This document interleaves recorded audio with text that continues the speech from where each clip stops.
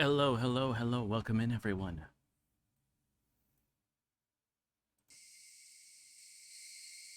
It is time for Higurashi. That's right.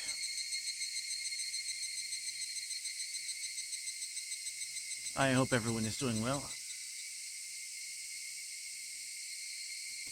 So, of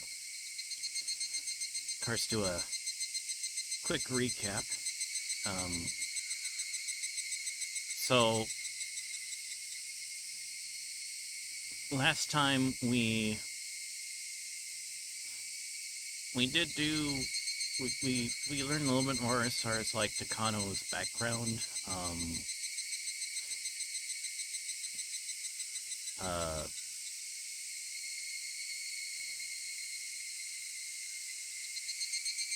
and oh,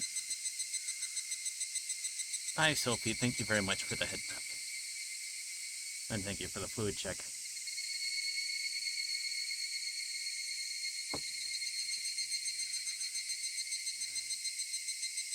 So, we learned a little bit about Takano's background last time. Cried over your sweep. Oh, thank you. But they are a bit loud.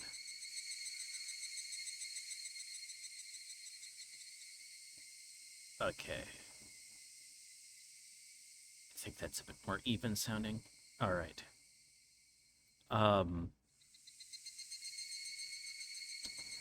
So we learned a little bit more as Takano's background. I'll go ahead and load it in so we don't just get bug noises.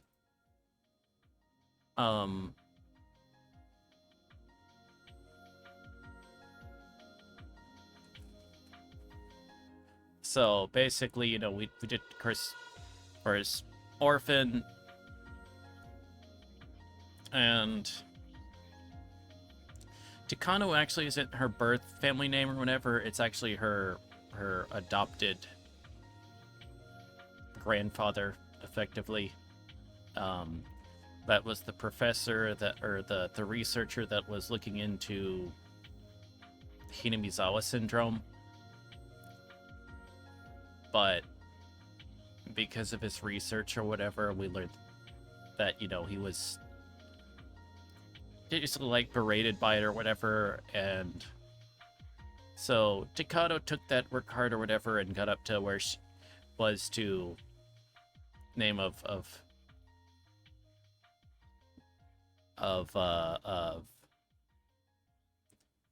her like grandfather's legacy and stuff like that to secure that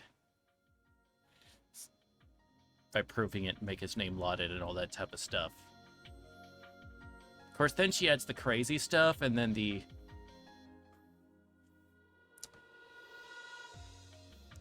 know, I might end up having to murder some people. Lamau. So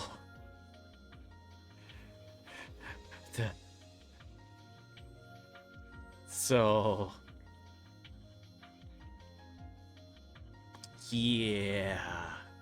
But so now we're going through this interesting thing where it says connecting fragments. So we're looking through different events and then trying to find all the needed stuff to like get to like the happy ending effectively. So we're like kind of going through all these different events, little fragmented stuff. It's not like one line like as we've been doing. So it's like an interesting mix up or whatever. That's the way it goes sometimes. Yeah. That's definitely one way to put it for sure. Oh gosh.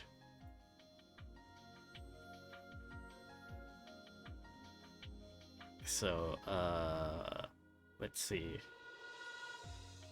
I know a lot of the stuff we've been doing, we've kind of done is more of like them starting the research facility or whatever.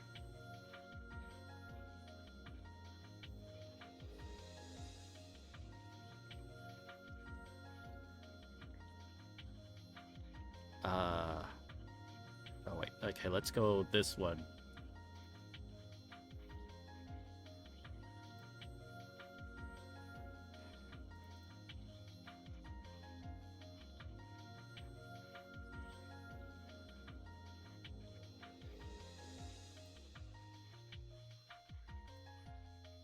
Okay, let's do this. Little explanatory meeting. So the dam construction will bring in new jobs and revitalize the local industry. That's not what we're saying. Who the hell gave you permission to build a dam here? You squeeze tax money from us, and this is what we get in return.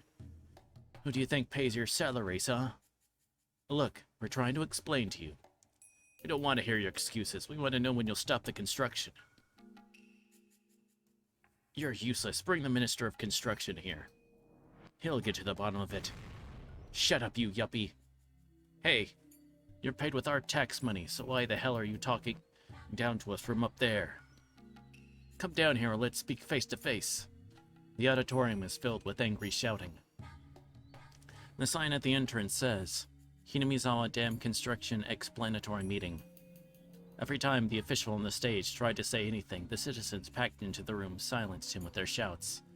Trying to ignore them, the official continued to explain the pros of the dam, but that just further infuriated them. Between the stage and the citizens, there was an open area where a police squad is standing by. If they weren't there, the citizens would jump onto the stage and start a riot. Let's start a riot. Let's start a riot. I'm watching all this from the back of the auditorium. It's obvious to anyone that they're being swallowed by their anger. They become filled with the bloody red rage. The anger that came from a certain purpose becomes a purpose in itself, creates a vicious cycle where anger leads to more anger. Anger leads to hate. Hate leads to the dark side.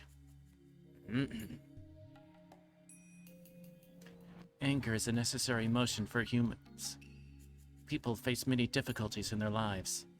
Anger gives them the motivation to fight and conquer such battles.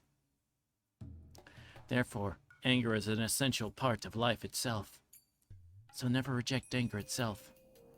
However, anger like this, that goes far beyond normal, makes people forget their purpose. It is no longer an essential part of life. As the blood rushes to their head, a person can't even remember what they've done. They go out of control.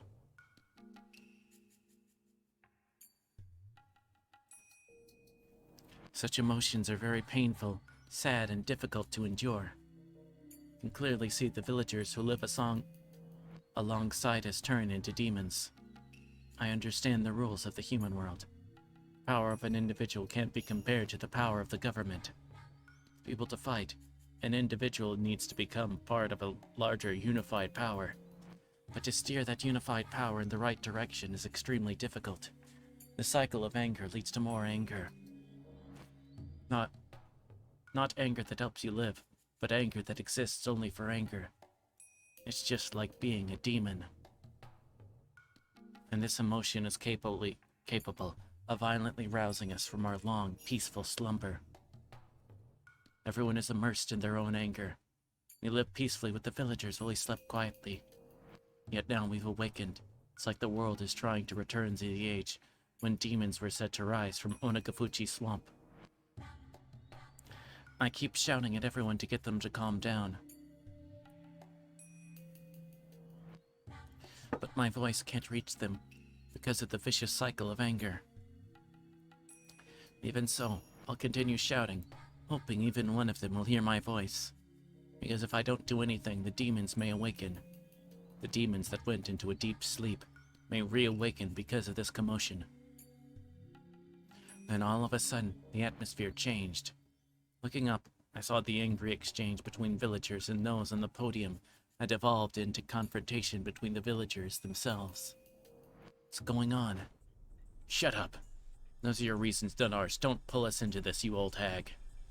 Who the hell cares? The hell you say, you bastard? Hey. Do you know who you're talking to? This is Oryo-san. You've got some nerve, huh? Who the hell do you think you are? Shut up. Sonozaki, so what? I'm Haojo. Get your goons away from me. Hey, Haojo. How dare you say that you want the village to be submerged? How much are they paying you? Shut up, you old geezer. Listen, there are plenty of poor people in Himizawa. Not everyone is rich and has fields all over the mountains like you do. I'm satisfied with the compensation from the government. They've even offered to provide us with public housing. fact, you're ruining everything, you assholes. And don't pretend you're the same as us. If you want to fight with the government, why don't you fight by yourself? And who's going to pay? You? I'm poor and have 2 kids at home. I was planning to start a new life by leaving here in peace after getting compensation from the government and finding a job elsewhere. But you, since when did you represent me, huh? Do you think you're that important or what? Hey, Haojo! How dare you betray us? Get out of this village. Sure, I'll be happy to. You're going to pay what I'm entitled to, right? You're going to pay me every yen of compensation I was going to get from the government. Even if I wanted to leave the village, I don't have the money. If you're going to pay me, I'll leave straight away. Joe was right. Plenty of residents who are willing to leave. 3 families shouldn't drag us into this. The hell is this? Who just spoke? Come on, who was it? Want to stay, then stay. We have the right to leave, so don't interfere. That's right. Back the hell off, you damn Sonozaki hag. Of course we'll compensate the people who support the damn construction plan. Most certainly will not steal the land from you. Shut up, government dog. Are you trying to divide the village? Die, Haocho. You don't deserve to breathe the village air. Hold your breath and suffocate to death. Screw you, old hag. I'll murder your ass. Step up front, you damn hag. Hey, stay out of this, you fat pig. Very good. That was very good, Haocho. I haven't been this pissed off in so long. You'll get what you deserve. Look forward to it. Get up, Haocho. The government has to provide us new jobs, shelter, and compensation. Hey, stop this violence. All of you, stop it. Like hell, bring it on. Come and get some. Everyone is being tainted with the bloody red anger, and I can only watch. The least I can do is to apologize for the tragedy that is about to happen. I'm sorry.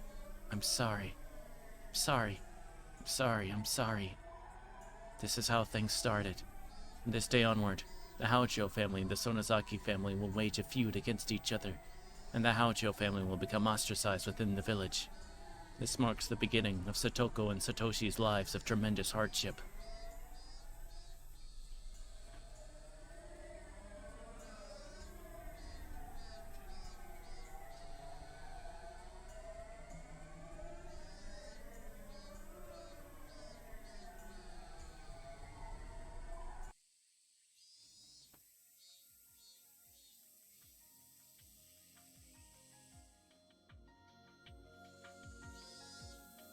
Okay.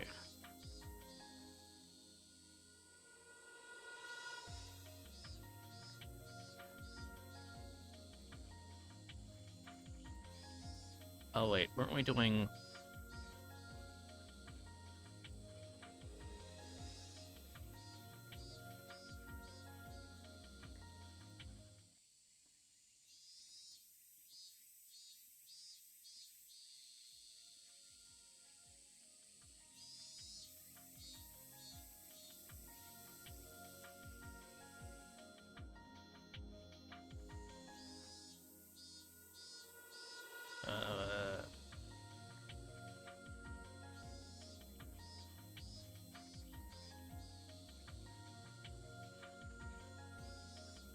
Okay, it is these ones that we're doing. Alright, Satoshi Haocho. When I asked Rika-chan, she said Satoko might have possibly gone up to the mountain behind the shrine. She's fond of going there. That mountain is covered with trees, vines, and fallen logs, and she really likes the area. Any child would dream of having a secret base. And to Satoko, our secret base is the whole mountain. However, the mountains were undeveloped territory, making them a dangerous place that was easy to get lost in. As her brother, I'm a little concerned that she spends so much time on it. Maybe I should worry more about myself getting lost since I rarely come here. The mountain gets dark quickly when evening falls. If I still can't find her, I should look for her elsewhere. Satoko! Satoko! I'm yelling as loud as I can, but in the woods my voice doesn't carry that well. According to Rika-chan, she has been making her secret base in this area. She goes up there alone to expand it. What does she mean by expand it? If it's a secret base, she must not want anyone to find it. Does that mean she set up some traps? Oh, thank you very much for the lurk. Considering that, I should have noticed the traps on the mountain before one got me. Wah! Suddenly, my foot sunk into the ground and snagged on something like a jump rope tied beneath dried leaves.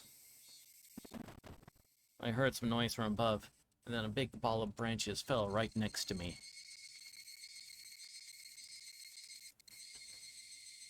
It had to be one of the playful traps Satoko loved. If I wasn't so lucky, I'm sure the ball would have hit my head. Oh my! Look who's here. It's you, Nini. Satoko. No, this kind of horseplay is dangerous.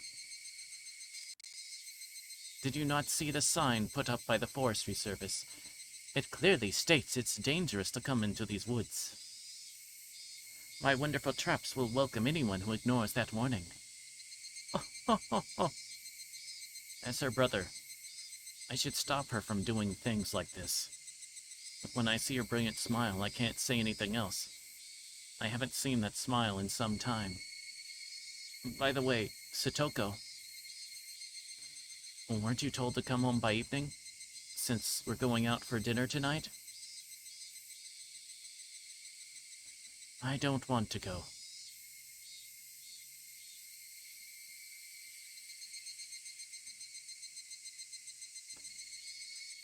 Why don't our mother and father go by themselves? If you want to, you can go with them, Nini.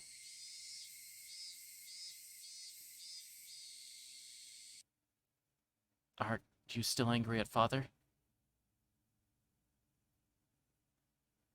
He threw an ashtray at me. No. That happened with our previous father. Our current one hasn't done that. He locked me out on the veranda. He didn't feed me lunch. He complained I got him the wrong brand of cigarettes. Then he slapped my face saying I shouldn't be a picky eater.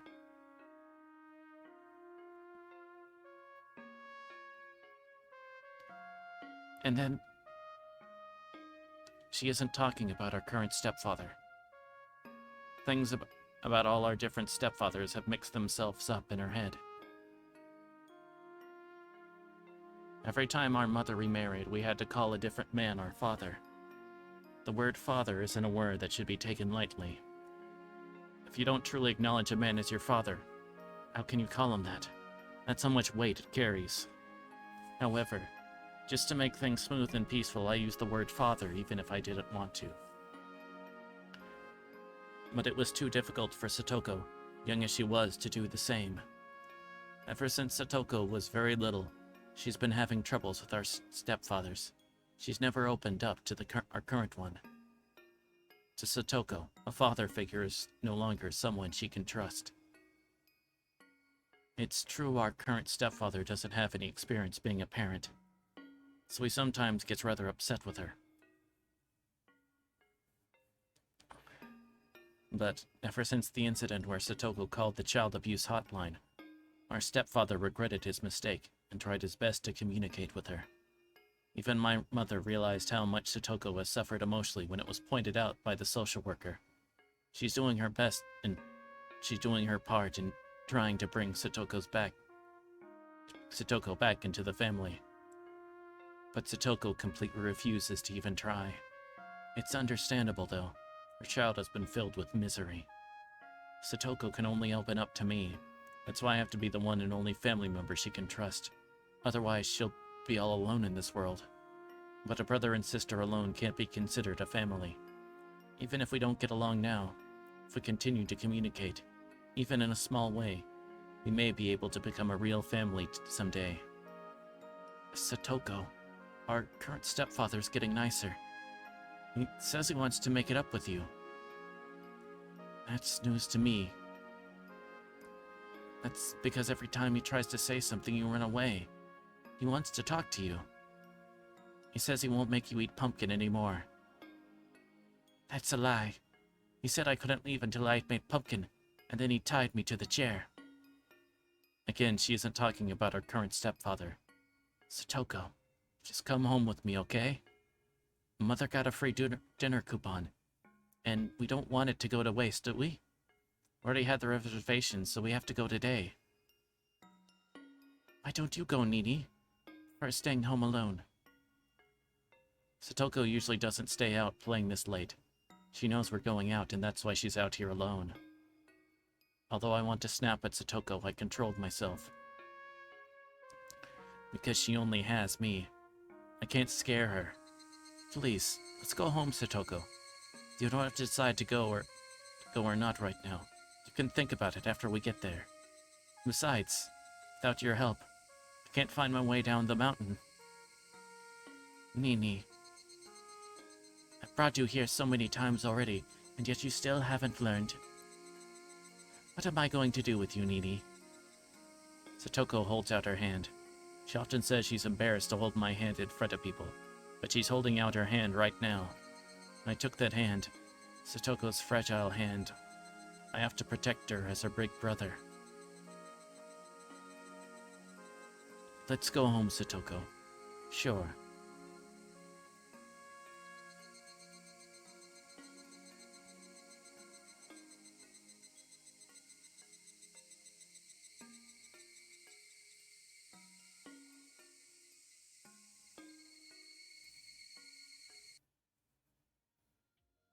So I'm wondering, does this mean she was already showing, like, symptoms of, like, the Inuizawa syndrome? Because it's certainly mentioned with, like, paranoia. If, like, under a lot of, like, what's it? Intense stress and stuff like that, so that may be part of the reason stuff is getting mixed up.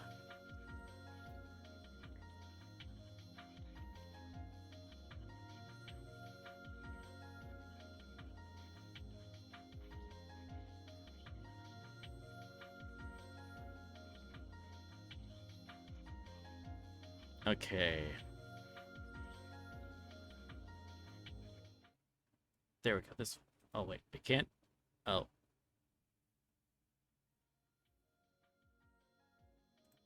Okay. Oh, okay. Here we go. My name is Satoko Haojo. But Haojo is my current father's family name. I was Satoko Hatake, Satoko Yoshizawa, and also Satoko Matsura, because of my previous fathers. I'm still not used to be called Haojo-san. Someone calls me Satoko, then I know that person is talking to me, because Satoko is the name I've been using since I was born. I don't understand why my mother keeps getting married and divorced. If she's going to get a divorce, why does she get married? If she's married, why does she get a divorce? I've asked her before, but depending on the situation, her answers were different. When I asked her when she was married, she got angry. When I asked her after she got divorced, she cried. I don't understand the meaning of marriage, so I have no interest of drawing pictures of a bride in a wedding dress. I don't think I'll ever get married. I don't want to keep changing my child's last name. My teacher once asked if I liked my mother. I think it was when I was in kindergarten in Okonomiya. That was a very difficult question, because sometimes I loved her very much, and sometimes I hated her very much. I couldn't decide. When my mother was nice, she smiled all the time. She made us happy. She thanked me for being her daughter. When my mother wasn't nice, she frowned all the time. She treated my brother and me very poorly. She told me I should have never been born. My teacher asked if I liked my father. That was a very easy question, because I always hated him very much, no matter who he was. The new fathers always treated me nicely at first, as if I was their real daughter. They always told me I could think of them as my real father, but they couldn't be my real father. Besides, I didn't even know my real father's face. How could I call them my father? I couldn't. That was disgusting. Right before divorce, my father's always become very irritated with me. They treated me like a cockroach. They told me they didn't have money to feed me. They threw things at me and they locked me out on the veranda. I was told I could forget about them because that was all in the past. I think that was a different teacher from a different school. Maybe that's true, because ever since Haojo became my father, my mother has been smiling. I haven't seen them get into a fight as I have seen happen just before divorce. And they have little arguments here and there, but those don't lead to a divorce, and they always make up. But I'm sure they'll get a divorce sooner or later. Then it'll be the same old stuff at the family court, divorce settlements, a night flight, and child support. So who knows how long this Haojo will be my father. And that's why I don't even feel like calling him that. He also treated me well at first. When I didn't call him father, even after he asked me repeatedly, he became irritated. They'll get a divorce soon. My father gets into this mood, a divorce is on the way.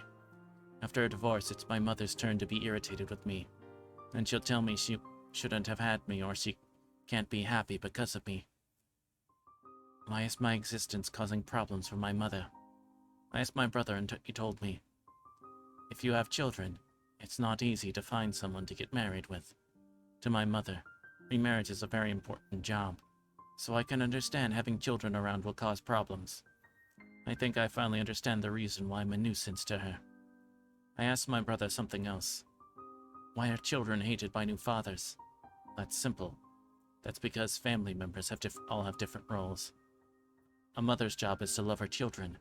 A father's job is to love the mother. That means I'm a nuisance to both my mother and my father. My brother is more mature than me, so they don't look down on him as a nuisance. But maybe I am... No, I'm definitely a nuisance. Wait. The dialogue just became pink. So now I know. My mother and father want me dead. But if they kill me, they'll be caught.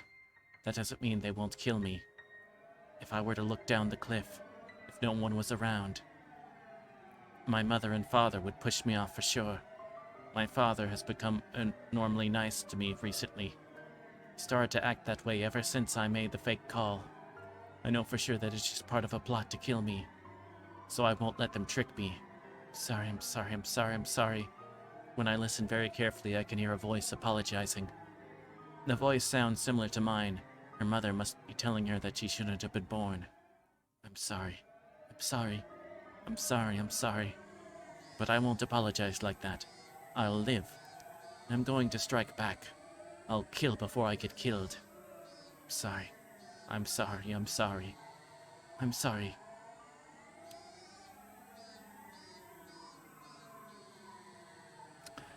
Okay, she's strongly infected. Wasn't there... There was the thing mentioned about...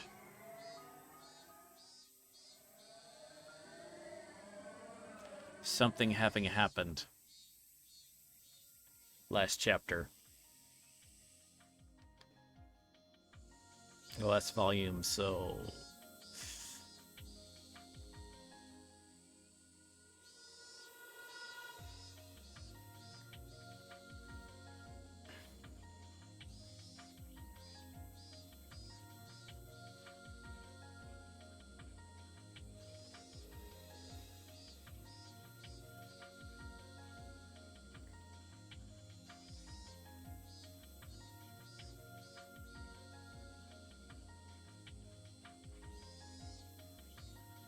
Hey, welcome in, Pyro.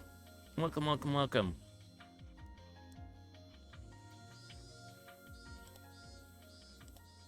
We are doing a connecting fragments section. Which are going all these different events so we can try to secure the good ending, basically. Connect those, yes. Gotta connect them on Higurashi.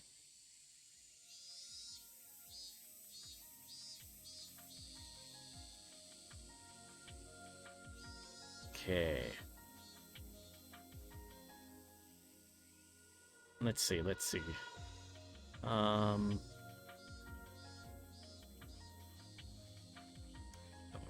maybe one of these.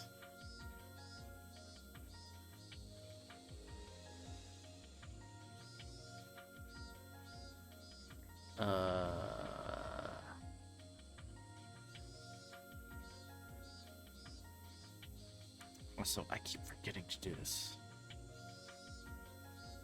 Hold on, just one moment. Oh, also, I am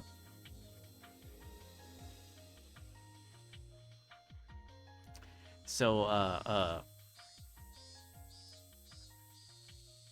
so I won't be doing the standard bamboozle. I'll be doing the no, I'll be doing the Fiery 5 challenge Beanboozle jelly bean thing. If I get a follow or sub or whatever. If I get a lot of subs or something like that, or a large tip or something, I might do the, if requested, I can do the OG version. Like, maybe 5 subs or up, I'm guessing. Those are painful.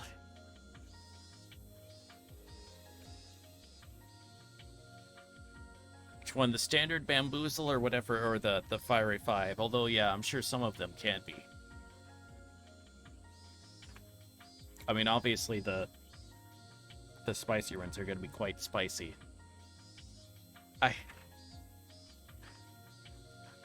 I offered one of the spicy jelly beans to Papa Kobold, and, you know, I mentioned, well, there's different ones, so you don't... A Fiery 5 had a couple. I mentioned, you know, there's the different levels, so, you know, you can let me know which ones you want or whatever, and he was immediately like, I want the Carolina Reaper one. I was like, you sure? Like, yeah, okay. It's like, yeah, they were quite spicy. You had to eat some, like eat a couple pieces of cheese to get rid of it, because it kept on round, so... I have some Brits crackers, so if I happen to, but, you know, there's only the 1 in 5 chance of death. I tried the regular Bean Boozle ones or whatever, and just, oh my gosh. I don't think...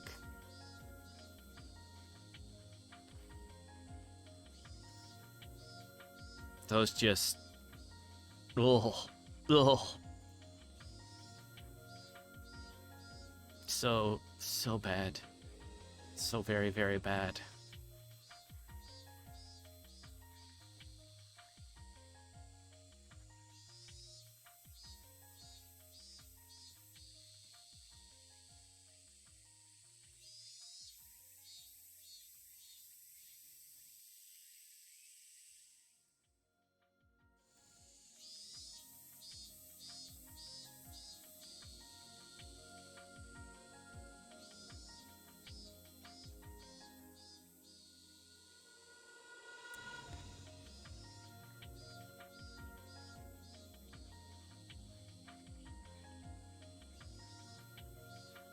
I last had them for a cherry stream, and I had those at a higher donation. Okay. Yeah. Hmm.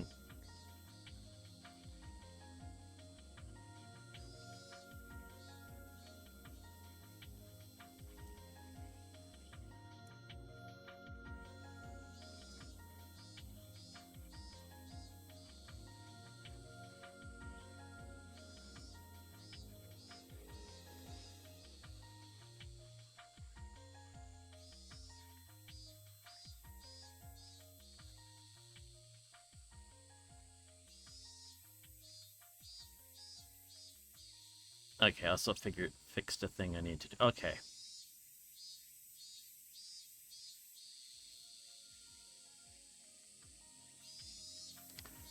Okay, what was,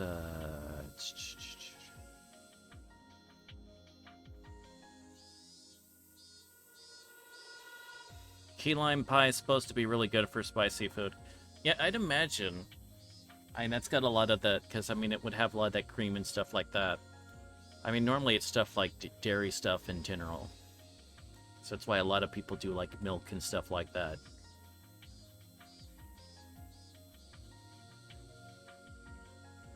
I have milk in the fridge, so if I need to do some, then I can do it.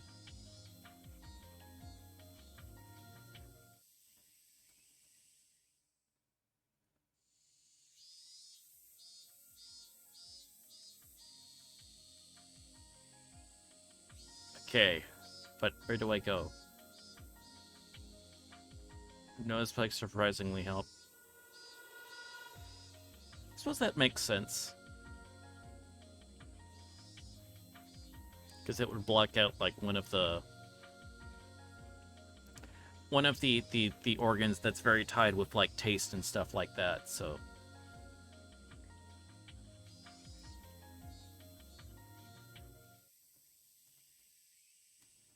Could it be start clicking on things? I'm like, I don't know where to do this. Oh, found one.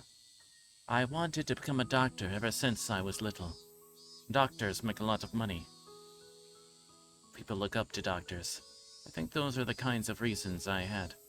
So when I played with my friends, I always acted like a doctor. Cleaned their wounds and applied ice packs when my friends sprained their ankles, using what I learned from household medical books. Everyone, including me, believed I'd be a doctor one day. My family was poor, so they praised me for that goal. They told me I need to study a lot to become a doctor, so they borrowed some pseudo-medical books from the local library for me. The rental fees weren't cheap. So I would speed read one book in a day, and the next day, my parents would go back to the store to exchange it for a different book, saying they accidentally borrowed a book they already borrowed before. By doing so, my parents borrowed 2 books for the price of one. Of course, now I know those books were rather useless, but they were highly motivational just the same. My neighbor called me Dr. Kyosuke-kun, and I was always picked for... Wait. This was Irie, okay. For a second, I thought it was Ari. My neighbors called me Dr. Kyosuke-kun, and I was always picked for class health officer at school. Even my teachers helped me with classes I needed to take to become a doctor. Of course, in reality, becoming a doctor isn't as easy as it might seem. I realized they were science. Yeah. Yup.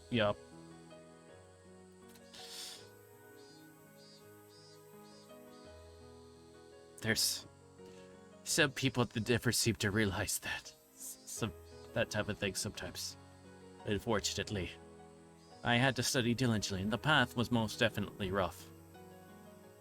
To become a doctor, one must attend college. Since my family was poor, I was told I wasn't allowed to go to an expensive private school. So I had to be admitted to a national public university. My grades weren't bad, but the admission rate to national public universities is very marginal. Especially since I wanted to go to a medical school. My chances were even smaller. I studied like crazy. My only driving force was my childhood dream of becoming a doctor. Dream of becoming a doctor and to be looked up to by everyone kept me going, and I was admitted. I wasn't at the top of the list, but I made it in. I was finally at the starting point of making my childhood dream come true. College, postgrad, residence, solid. Oh yeah, for sure.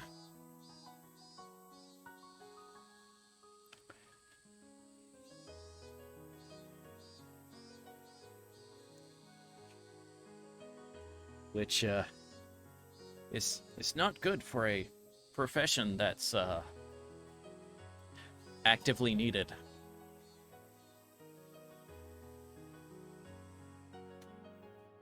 Severely so. My parents were thrilled. Neither my father nor mother went to college, so they were proud of their son getting into a public medical school. They invited relatives over to celebrate. Although it was a public university, tuition wasn't cheap, but they still had an extravagant celebration anyway. My father didn't express his emotions much. He always kept a straight face. He rarely voiced his opinion or took initiative on anything. My mother took care of everything, and he showed up last and left without saying a word. He was the typical stern and silent Japanese father of the time. That's why I was surprised to see him shedding tears of joy, and I cried along with him. He went around to all my relatives while repeatedly slapping my back, saying how proud and lucky he was to have a son like me. He bragged about my achievements to all who would hear them. The celebration became my farewell party as I was about to leave for Tokyo. My father yelled "Banzai" repeatedly at the station as the train pulled away. I was a little embarrassed, but when I could no longer see my father, I could clearly recall the tears pouring down.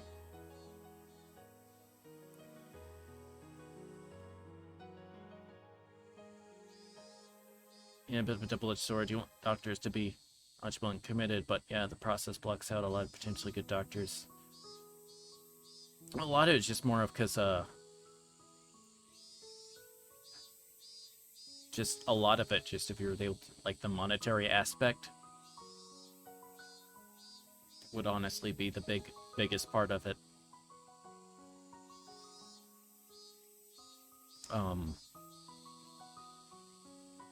That, and I think there's like a thing, so I know in the US apparently, like, there's so many, part of like the residency stuff, there's only so many they allow for in a year, that they never really increase or stuff like that. Or like there's only a number of, I think it's residencies or something like that that they allow in a year. Which it's which is quite low considering the demand. So, I mean, obviously you don't want to have like way too many, but you need to have, it's an unsustainable situation, or one that puts a lot of it on folks.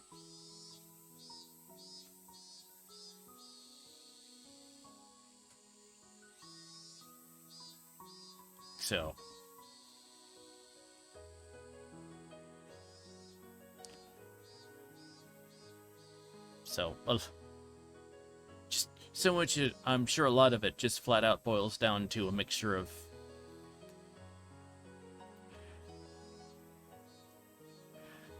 either standard bureaucratic or decision-making incompetence and unwillingness to allocate, and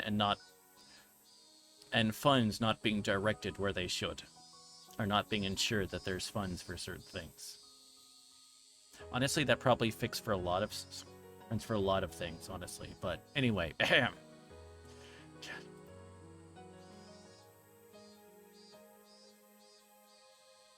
moving on. The days of hellish studying and exams begin after that.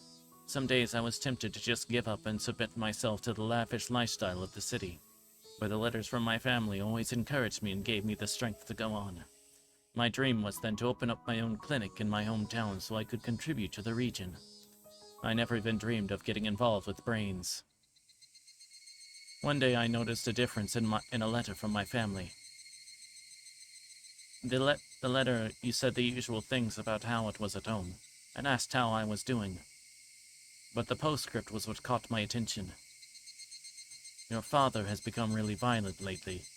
Sometimes he turns the house upside down and I don't know what to do.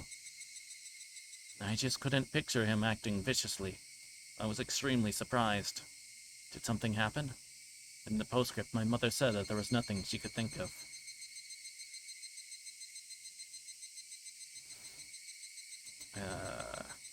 If he had a brain tumor, that could be... because that'll jack up your hormones and stuff like that. I know, what was it? One of, like, the earliest shooters, or, well, not, like, earliest, but one of, like, the big, or kind of early... I think it was...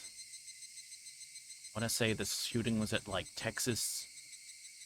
I can't remember if it was, like, one of the big universities in Texas, where it was, or, like, after the fact that there was, like, the shooter that went it from, like, the clock tower or something like that at the university, and I believe it was afterwards they realized they discovered that was like during the autopsy or whatever, that there was, like, the guy had a massive tumor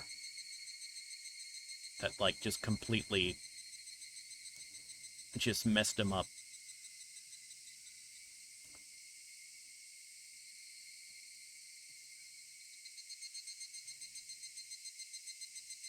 My mother and father had been together for a long time. They'd been together since well before I was born. So she noticed things that I couldn't. She couldn't even think of a reason why my father had become so violent. What happened? Get along so well. They were such a lovely couple. When I caused a problem for my mother, when I was little, my father only bonked my head with his knuckle. Why was he acting this way towards my mother? Maybe there was some kind of misunderstanding between them. I was going home for the new year. Maybe I could have a talk with them. But the situation was a lot more serious than I thought. On one cold winter day, I found my apartment door unlocked. I thought someone had broken in, but I found my mother in my apartment with her luggage. That's right, my mother could no longer take my father's fury and came to stay with me. This was back when people still believed in the proverb, a woman has no place to settle down all her life. So she couldn't go back to her own family, because they lived in the same region as my father, so she came all the way to Tokyo. I heard about my father's violence from my mother's own lips. She cried, saying she had no idea why such a quiet man changed like that. She said she wasn't ever going back to him. I didn't know what to do. I asked her if she could talk to him one more time, but the bruises on her body told me it was no use. To remember what happened afterwards is too much, so I'll be brief. After my mother left, my father thought she was having an affair and went over to the neighbor's house with a wooden sword. He was arrested. He was released immediately, but he assumed someone in the neighborhood was hiding her, so he did the same thing repeatedly. Eventually reached the point of getting into fights with anyone he saw. At the end, he picked up a fight with some young punks and ended up being beaten to death. My relatives gave my father a decent funeral. My mother didn't attend. It's no use beating a dead horse. So nobody said anything negative about my father, but everyone was simply puzzled as to why he changed so much. What I heard from my relatives about my father's final days was a lot stranger than what I'd heard from my mother. My mother only told me about his sudden rage and violence, but my relatives told me he also laughed and grew sad. Apparently displayed several sudden fluctuations of emotion, especially in his last years. They also told me he started to complain about headaches after an accident he had. My father was a construction worker. He had hit his head hard on a construction board during an accident at work. He regained his consciousness quickly and seemed fine. Since the accident, he started to have headaches and behave abnormally. I sensed the connection between the accident and my father's changes, so I talked to my professor after I went back to Tokyo.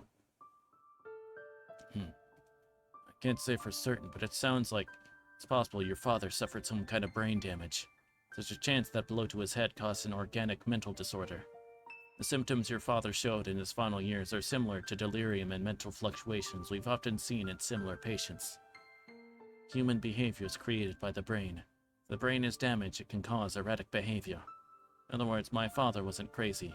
He was suffering from a disorder. If you can perform an autopsy on him, you should check his brain carefully. You'll find something like a tumor there.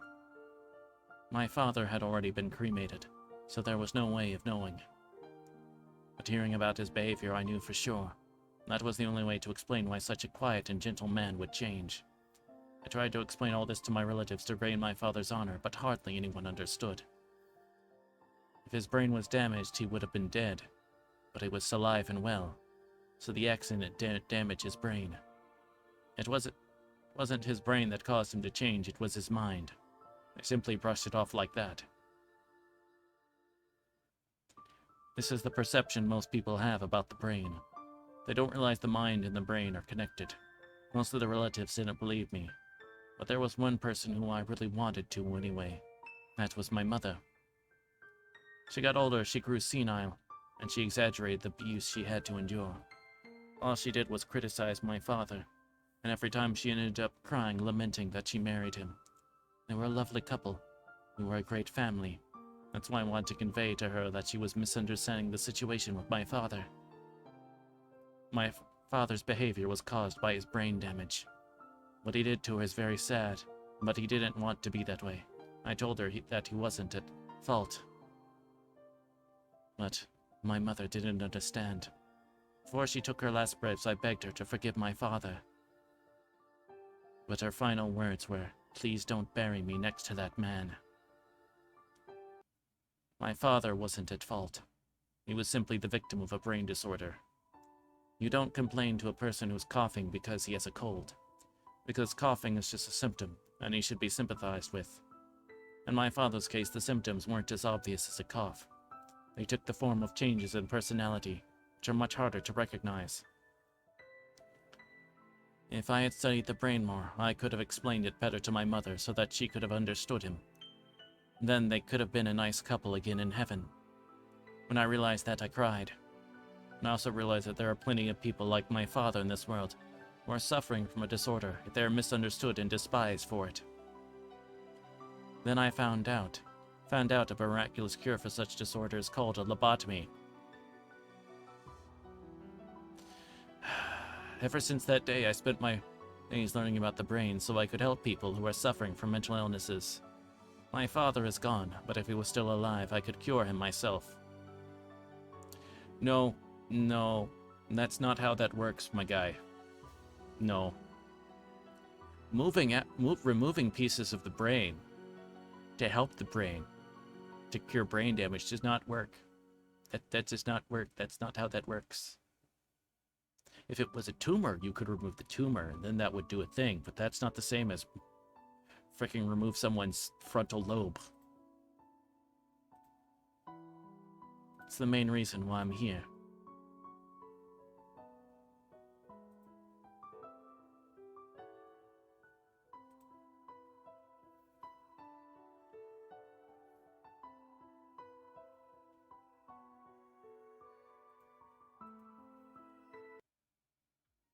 It's like he took a swing and hit a foul ball,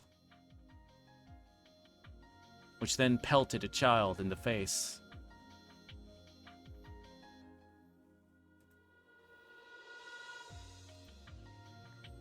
It's like, wait. He's gonna hit it. He's gonna, and foul ball, and then the ball hits the child. Okay. Well.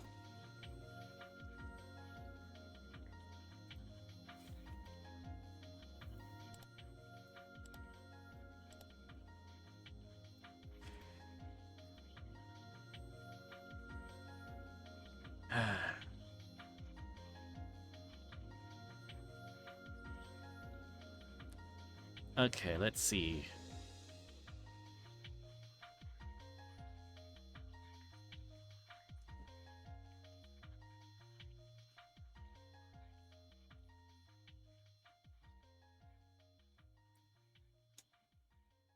Okay, let me see.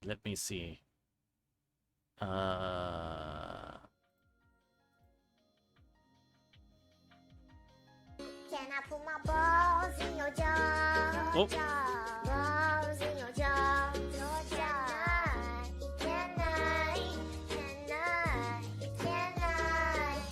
Oh, hi, Oven. Thank you very much for the subscription. Also, why did I get that weird thing?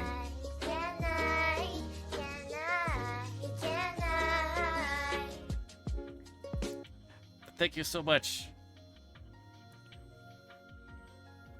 That means a bean boozle.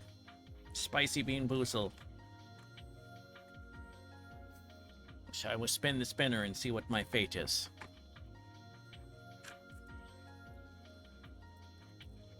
I need to clear up these beans from the spinner though. Just a second.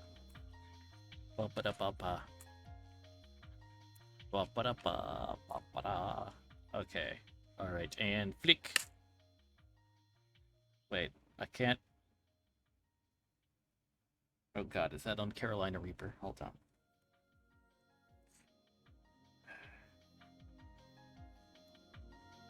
Is it right on the line? I can't tell. Wait.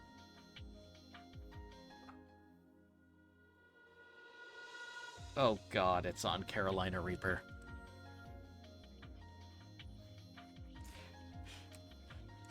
Alright. Oh gosh. Alright. I think this is the right one. This is when I'm gonna learn the... May have to run and get milk in a minute, but... Alright. Okay. We could do this.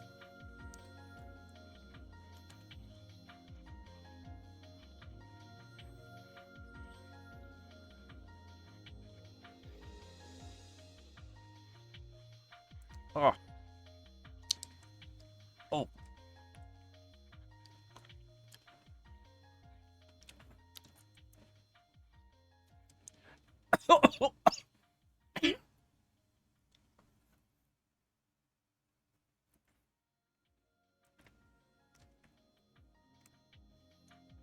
Oh. I extract my tea.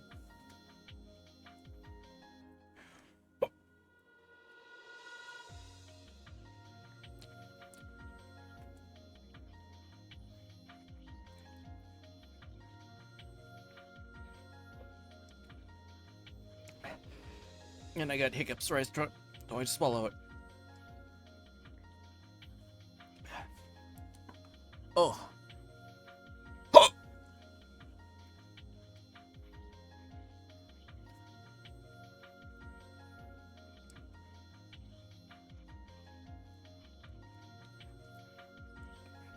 Oh. That gum. Oh. Oh. Oof. Oh. Oh. Phew. Ah.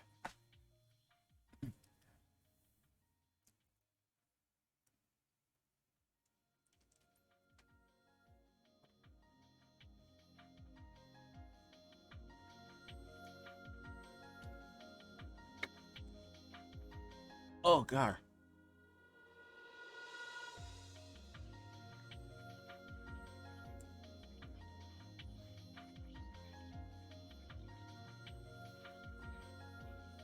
Crap, I got stuck in my teeth. This is bad. It's not the initial flavor. It's the stucking burn that's oh god.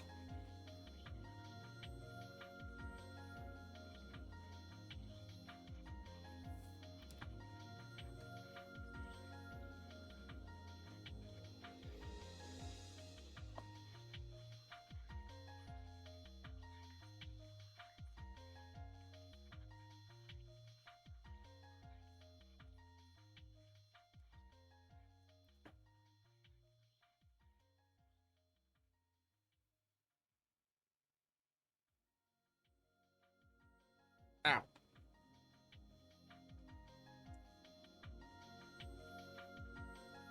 Oh god, finally got it. Oh. Blah. Ugh. Help me, crackers. Covered the flavor. Ugh.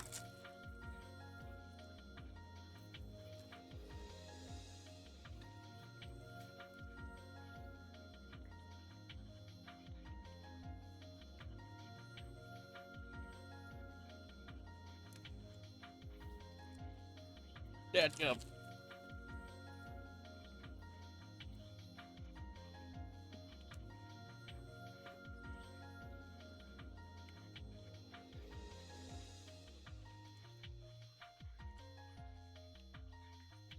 Oh, now I need to blow my nose.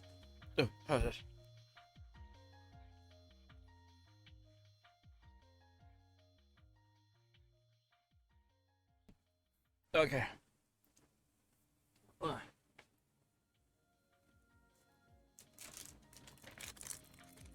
Yeah, that's potent. Oh.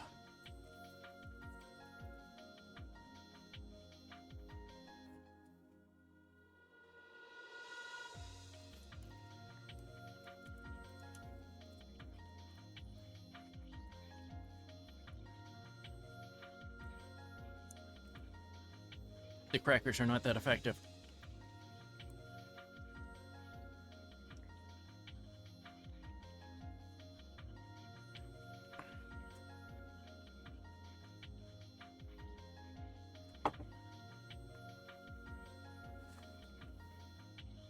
Oh, okay. Okay. I think, whew, oh boy. Oh gosh. I still much prefer that to the regular Bean Boozle. I'm not gonna lie. course, I say that. On the toilet later, I may be like, no, no.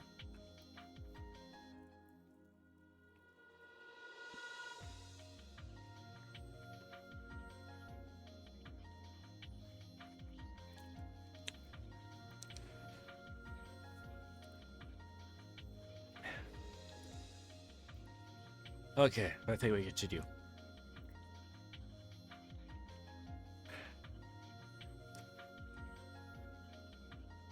Seriously, it's not the initial heat, it's just the smoldering on your tongue.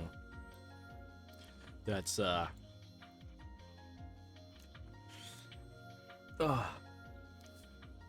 At least I... That was the Carolina Reaper. Yeah. Of course, I say that, and then, like... Of course, I say that now, and then later I realized that... No, wait, that was just the cayenne pepper. Oh my gosh. I am dying. Oh. Oh, gosh. Oh. Okay. I may be having some heartburn later. Oh gosh, I can feel it in my throat. Just the mess of heat. Oh.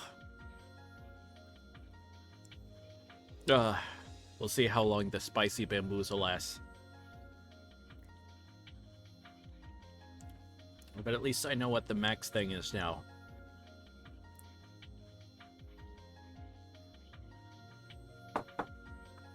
Oh, okay. Once again, that was Carolina Reaper Jelly Bean. Alright. Oh. Oh. Oh. Okay. Oh. Out of context, the sounds I'm making probably sound very suspicious on how I think about it. Oh gosh. Now I'm really self-conscious.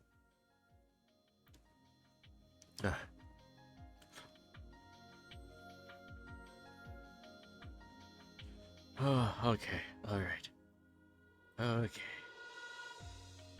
A game? Something? Alright.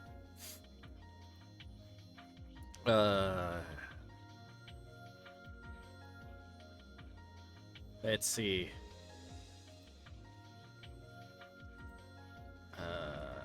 Wait, we did the reminiscence. What's his face? Yeah, of Irie.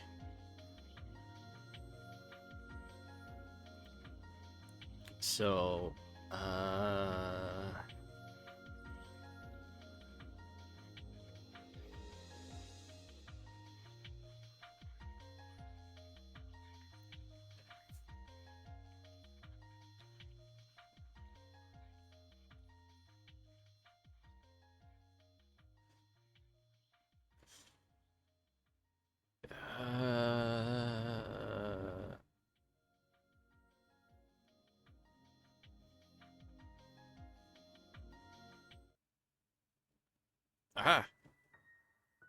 I ran into Satoko while on my way to the grocery store for Mother. Satoko said she was going there too, so we decided to go together. Changing our shopping lists, it became easy to guess what the other family would be having for dinner. Satoko's family is having grilled fish and cooked vegetables. We're having Salisbury steak.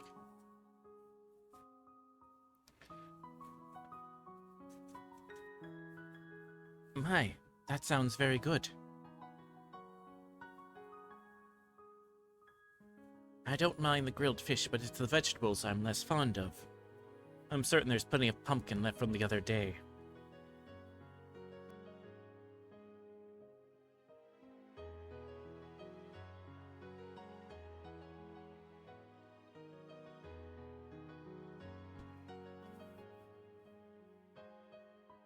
Then I bet you'll be getting a lot tonight. Poor Satoko. I don't appreciate knowing that pumpkin is going to show up on the dinner table. Meep. You don't like pumpkin no matter how it shows up. What about pumpkin pie? That's the true question.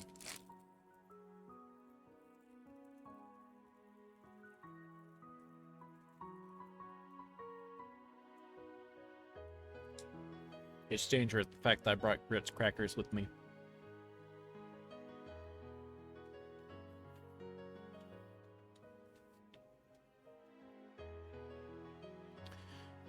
Rika, you have some food you're not fond of, don't you? That's right, you don't like daifuku, cream puffs, or anything sweet, don't you? Still, I don't like those things. Just choose not to eat them. If I wanted to, I could eat sweets forever. Could even eat pumpkin pie, too. Nipa! Oh, it's not fair that you aren't a picky eater. Conversations like this are how I have fun. Satoko is my best friend. I usually don't like grocery shopping, but if I'm with Satoko, I can make it into an enjoyable evening stroll.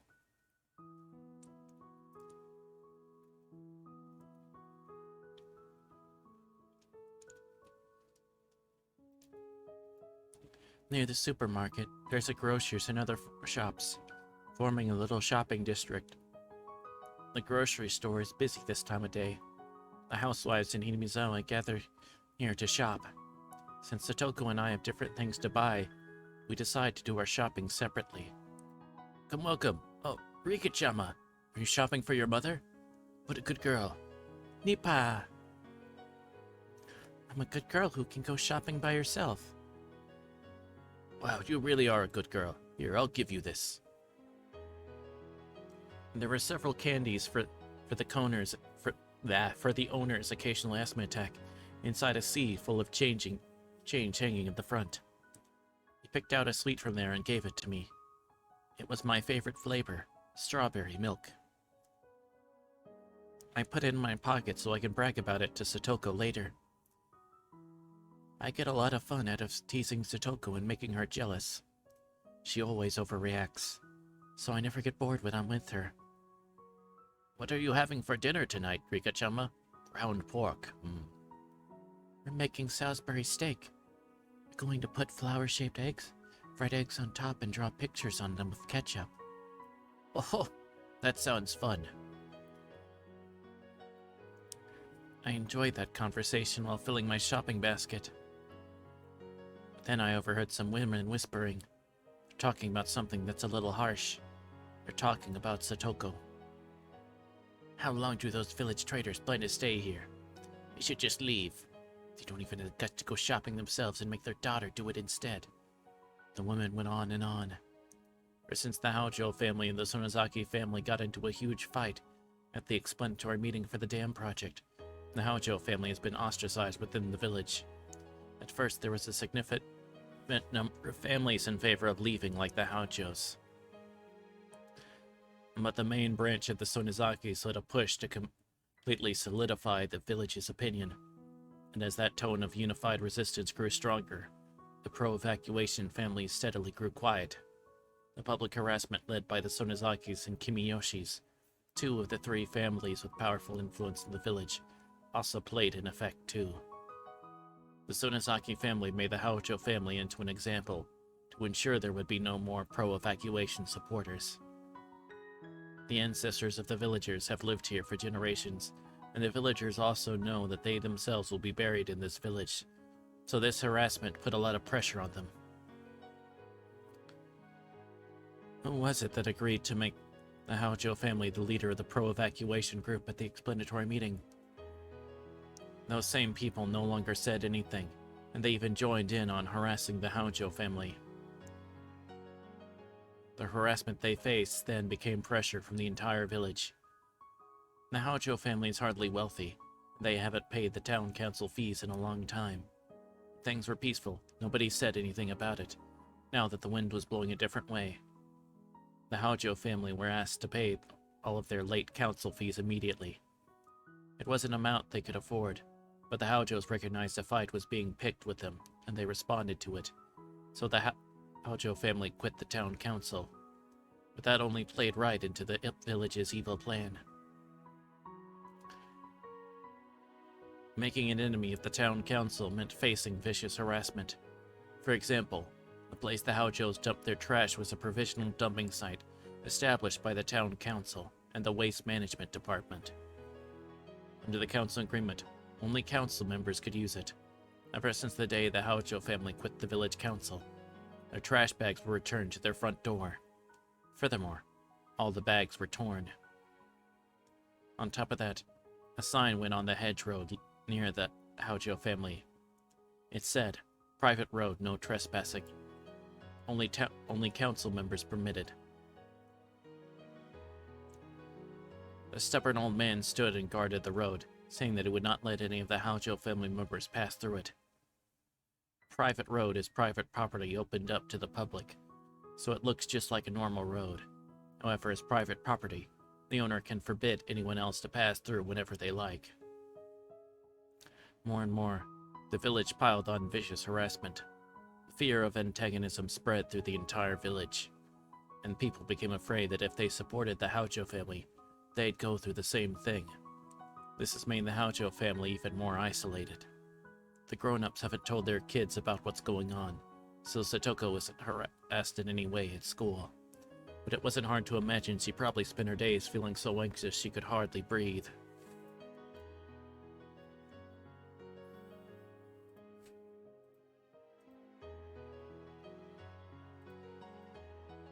Even the women whispering in here aren't saying anything directly to Satoko, but it's not like she doesn't notice their muttering and cold stares.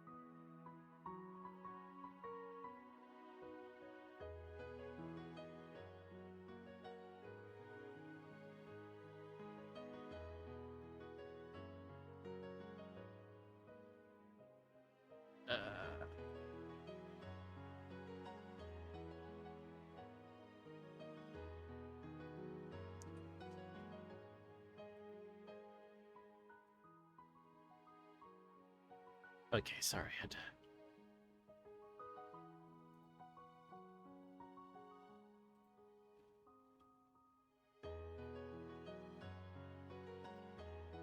When did this village become so cold towards her? As a best friend, it's very sad for me. Satoko's shopping experience is nothing like mine. When I say hello or buy things, I usually get treats or discount. That doesn't happen to Satoko. On the contrary, she served laughed on purpose. Sometimes shop owners even pretend they don't hear her. Obviously, people don't want to have anything to do with her. Satoko had been weaving through the housewives crowding the shop, telling the fishmonger what she wanted, but she kept getting ignored. She decided to keep her smile and pretend she doesn't mind, but I know. It was far too painful for her to endure. At that point, Satoko dropped her coins on the ground.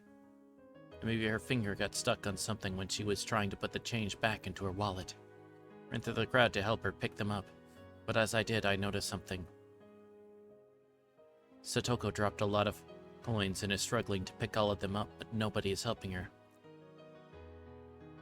It's not just that, it's almost like they're acting like they don't even see her there. Satoko isn't expecting anyone to help her since she's the one who dropped them. But there's so many people around. Not even one is trying to aid her. Satoko, I'll help you. I'm okay, Rika. Reaction is all I need to tell how hurt she is. Furthermore, when I started to help Satoko, other housewives started to pick up the coins too. As if it's the natural thing to do. So they can only help if a shrine maiden of the Furude family does. If I didn't help, they would have disregarded her completely. The fact that other people helped only because I did hurt Satoko even more. I grabbed the coins from the housewives without thanking them. I'd rather spit at them than do that. Thank you very much, Rika. Everyone. If she didn't thank them, people would talk about that too. Satoko first forced out her words of gratitude. The housewives looked down at her with blank expressions. I can't stand this. Can't stand what Satoko is going through right now. If we're done, let's go, Satoko. Sure.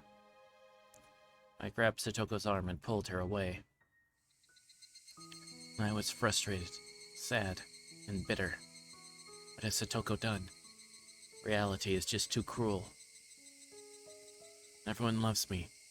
Can I share that love with Satoko? Satoko must be wondering why people treat me so differently. I shouldn't come shopping with her. Or rather, I should have done her shopping instead. Satoko. What is it, Rika? Feel bad that you dropped your coins. So here's something that'll make you happy. Wanted to at least ease her pain a little bit, so I pulled out the strawberry milk candy I just received. But Satoko refused to take it. That candy was given to you. My hand froze. She saw me getting this candy. That person wanted you to eat it, so if I did, it'd be rude. Satoko turned her back on me and kept walking. Without even saying goodbye, she continued on to her house with the shopping bags in her hands. I only wanted to ease her pain, but I ended up rubbing salt in her wound. How could I call myself her best friend? If I could, I would have crushed the candy right there.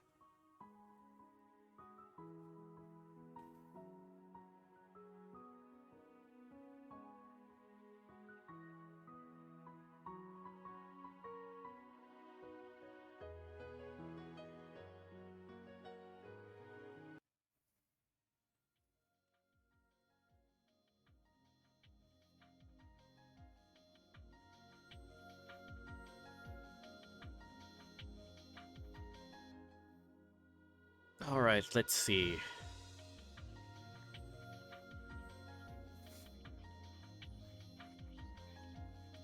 Oh, we can do this now. Mion-san, your friend is here. I heard the housekeeper's voice. Okay, so it's me.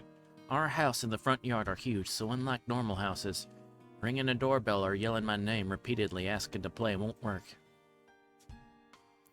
Okay, thank you. Who is it? Rike Furude-chama. Oh, finally. Can you tell Granny that Rika-chama is here? I think she's on the porch. I'll get the watermelon. Granny received many beautiful watermelons from somebody, so she wanted to share. I just called the Furude house a short time ago and Rika-chan is here to pick one up. Did she come on her bicycle? I can't remember if it has a big enough basket. I pulled the watermelon from the well while thinking about that. The cold water in the well has refrigerated the melon, and the condensation makes it look delicious. 3 members of the Furude family will enjoy it for at least 2 nights. Meep. Am I supposed to take it home? I thought... What? Didn't your dad tell you? The priest answered the phone and I thought I told him to come pick it up. Maybe I wasn't clear enough or maybe he misunderstood me completely. But she's here to eat the watermelon, not to take it home. Besides, a small basket on Rika-chan's bicycle won't hold the watermelon, and it's too dangerous for her to ride while holding it in her hands. Mion, why don't you help Rika-chama take the watermelon? There's no way she can ride her bicycle while carrying it. Me, can I hold the watermelon? No, that's too dangerous. If it happened to you, I wouldn't know what to say to Oyashiro-sama. Mion will help you. Okay, I will. I'll go say hello to the priest, too. No matter where she rides or pushes her bicycle, Rika-chan's hands will be occupied, so I'm going to carry the watermelon. The sky is turning auburn in the sunset. The cool breeze feels good on my sandaled feet. The plastic bag I'm carrying contains the watermelon and also some small bags of rock candy. If her mother finds them, she'll take them away, so we decided to eat them before we got to her home. We opened the bags and enjoyed the rock candy. Rika-chan is an exception. Whenever kids from our neighborhood come to our home for errands, Granny gives them some treats. Actually, that's a pretty common rule here in Hinamizawa. It's funny, but sometimes when parents aren't watching, siblings will fight over who gets to take the circular notice to the next house over. So these bags of rock candy are like tips for him. Of course, she doesn't normally give out this much. Usually it's just a little piece of it. Granny is being extra nice to Rika-chama. I feel bad for getting all this candy. Don't worry, Granny loves you. You should just thank her and put a big smile on your face, that's all.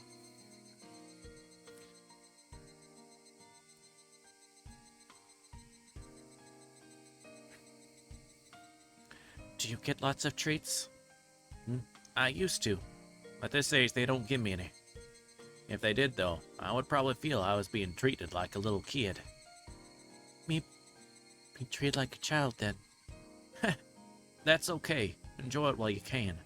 When you become as old as me, you won't get any, even if you wanted some. As we talked about ordinary things, I noticed Rika-chan seemed a little sad.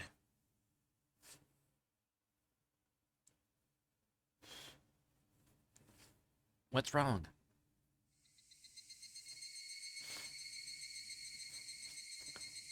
Whenever I run errands, I get candy as a treat. But Satoko doesn't get it even if she comes with me. I can think of so many reasons why. Not only Satoko, but everyone in the Haojo family is being treated poorly in Hinamizawa.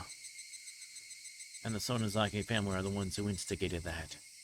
The two damn supporters have died in an accident already. But the malice against the Haojo family is still going.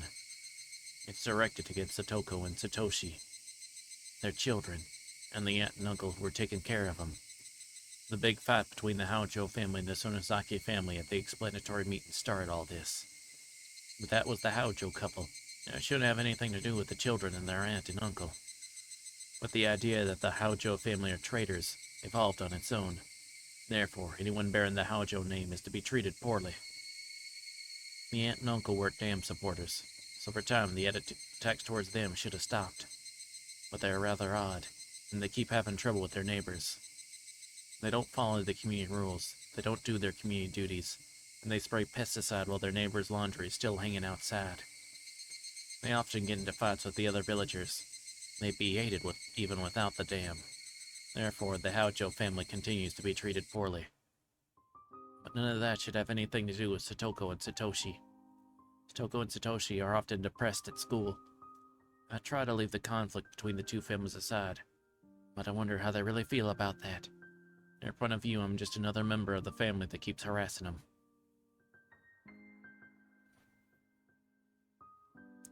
I don't want any of that at school.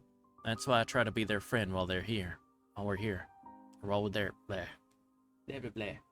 That's why I try to be their friend while we're there. Can we get that to student outside too? Just staying in the school. That'd be pretty difficult.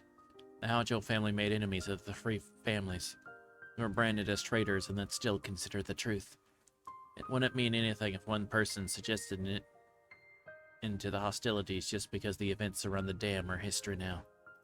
On the contrary, that would just put them in the same position. Unfortunately for Satoko and Satoshi, the thing they can do is wait patiently until the issue withers away. All I can do for them is provide an oasis until that day comes.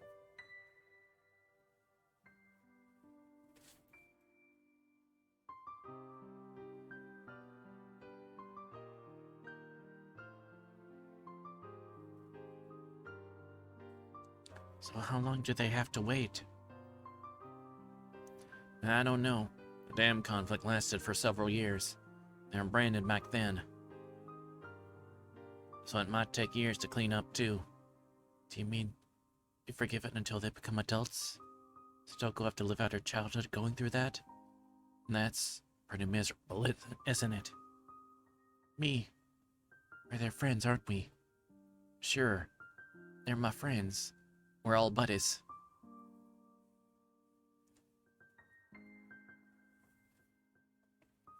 Then isn't there something we can do to help our friends? What exactly can we do?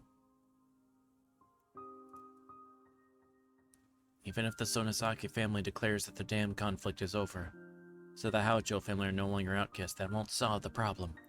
It's not that simple. First place, Granny hates the Haojo family and won't suffer their name to be mentioned in our presence. It's not a matter of someone forgiving another. It's a matter of very complicated ties between the people in this village.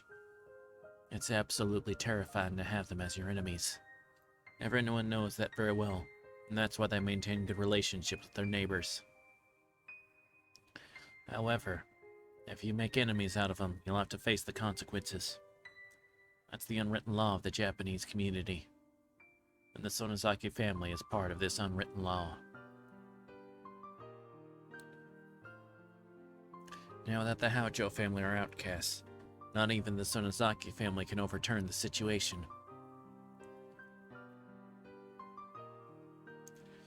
So even if it's an issue of Hinamizawa, can't do anything about his Hinamizawa residence?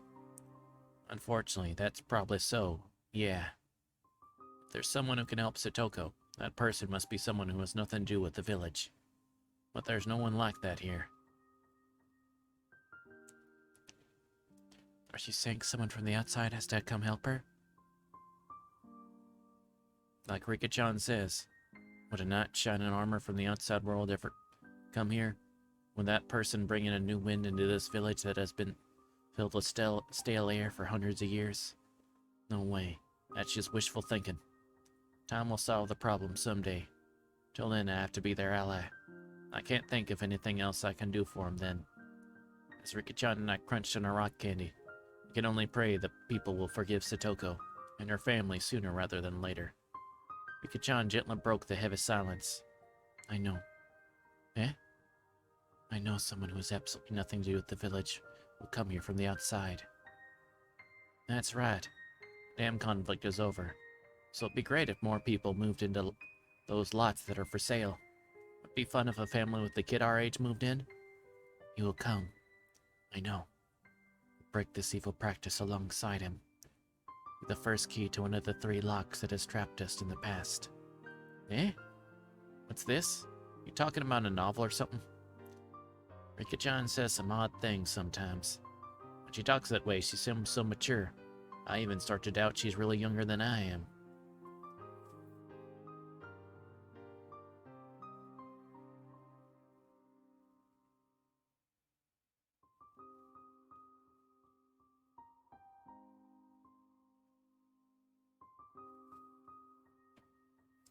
The unreasonable antagonism toward the Haojo family. Will there really be someone from the outside who will shatter our old traditions?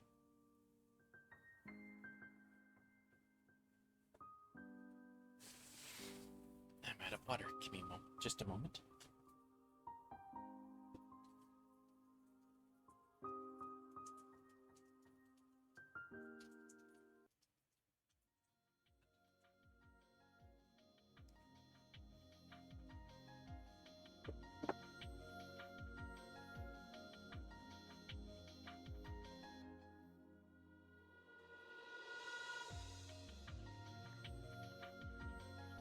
Okay.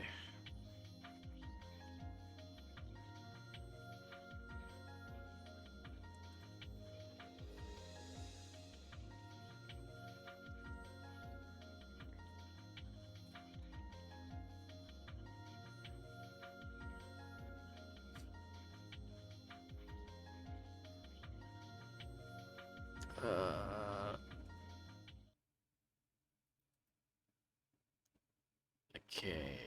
What can we open next? No.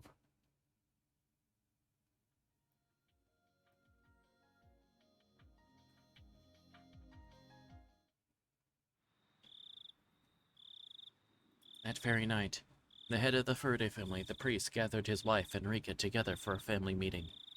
In Hinazawa, it was tradition for the 3 families to gather and discuss the village's issues. So it was hardly unusual for big families like the Sonozaki family and the Kimiyoshi family to have meetings beforehand to sort out opinions among themselves. However, the Furude family had lost its branch families, so there were only 3 of them left. So until that day, They had never had a family meeting at all. What is it? Being so formal.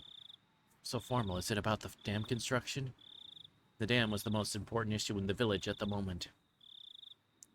The wife naturally assumed the priest wanted to talk about the dam. For him to gather all of them together like that, it must be a huge decision he had to make. Perhaps he was going to talk about joining the pro-evacuation camp. No, it's not about the dam, but it's about something extremely important which concerns this village. Perhaps all the ancestors of the villagers, too.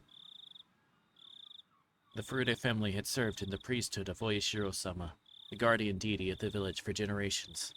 So for him, the head of the family, to start out that way, it must be something extremely important. Yet he said it wasn't about the dam. So what could he want to talk about? I married into this family, so I want you and Rika, who carry the true blood of the Furude family, to listen very carefully. You two aren't normal human beings. I'm the reincarnation of Oyashiro-sama, right? Rika, you shouldn't say such things. Dear, let's talk about things like that without her. She's heard enough nonsense for the elderly people at the village hall already. What she just said about her being the reincarnation of Oyashiro-sama. That appears to be true. What? It's rather a long story. Please, just sit tight and listen to me. The wife had a dumbfounded expression on her face, not knowing what he was going to say, but Rika was completely relaxed, wearing her usual carefree expression. The priest started to talk after his wife calmed down. There's a disease in this village that has been here for many years. It's a special disease which only exists here in this area. Everyone who lives in this village has the disease. Not only the people who live here now, but all the people who ever lived here had the disease. What? But we're all perfectly healthy. Never heard of a disease exclusive to this village. Calm down. As long as we're in the village, the disease won't cause any problems. But once you move away from this village, that's when it starts to act out. Do you understand? How can you expect me to understand such a thing? I have no idea what you're talking about. It's the same as the curse of Oyashiro. Get said it so calmly while her mother became frustrated. That's right. That's right. They say that when you leave this village, you're cursed. It's just like that. In other words, the curse of Oyashiro, which our ancestors had feared for generations, is actually a disease that only exists in this village. How could that be possible? We're at the village before. Other village too. Gone on business trips and some even traveled to foreign countries.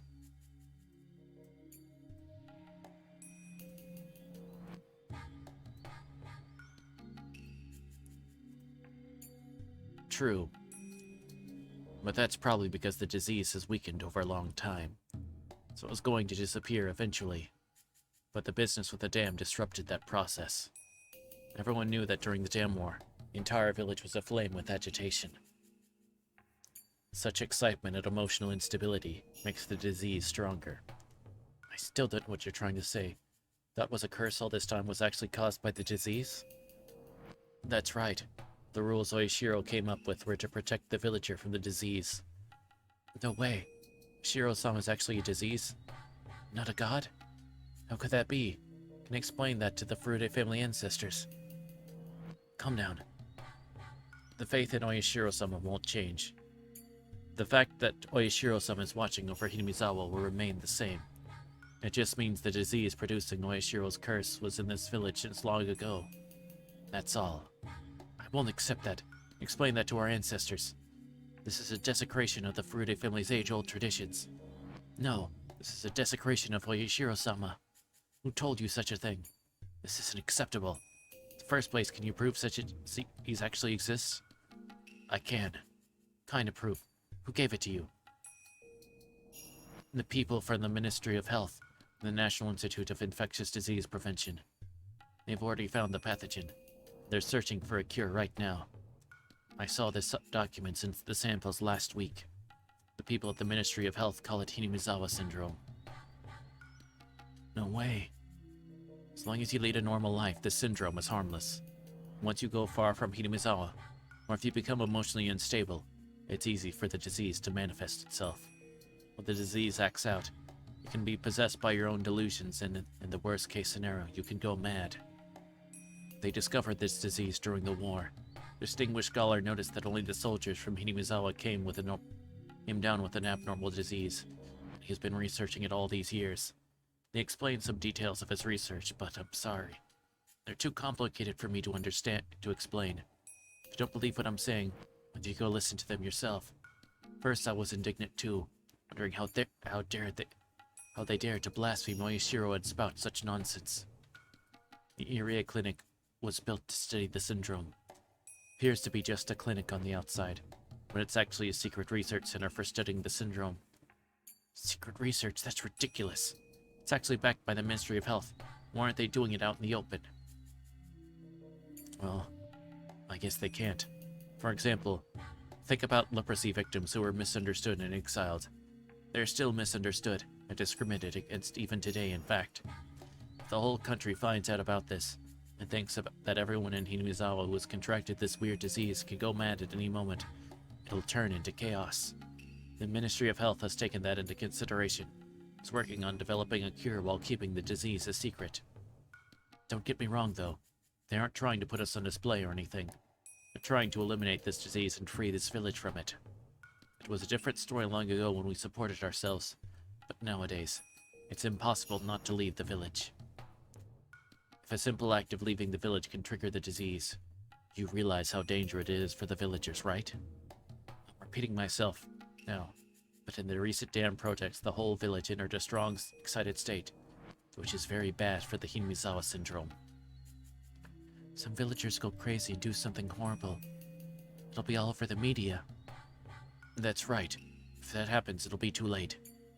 But how can I believe this? I'm sure we're dealing with people from the government.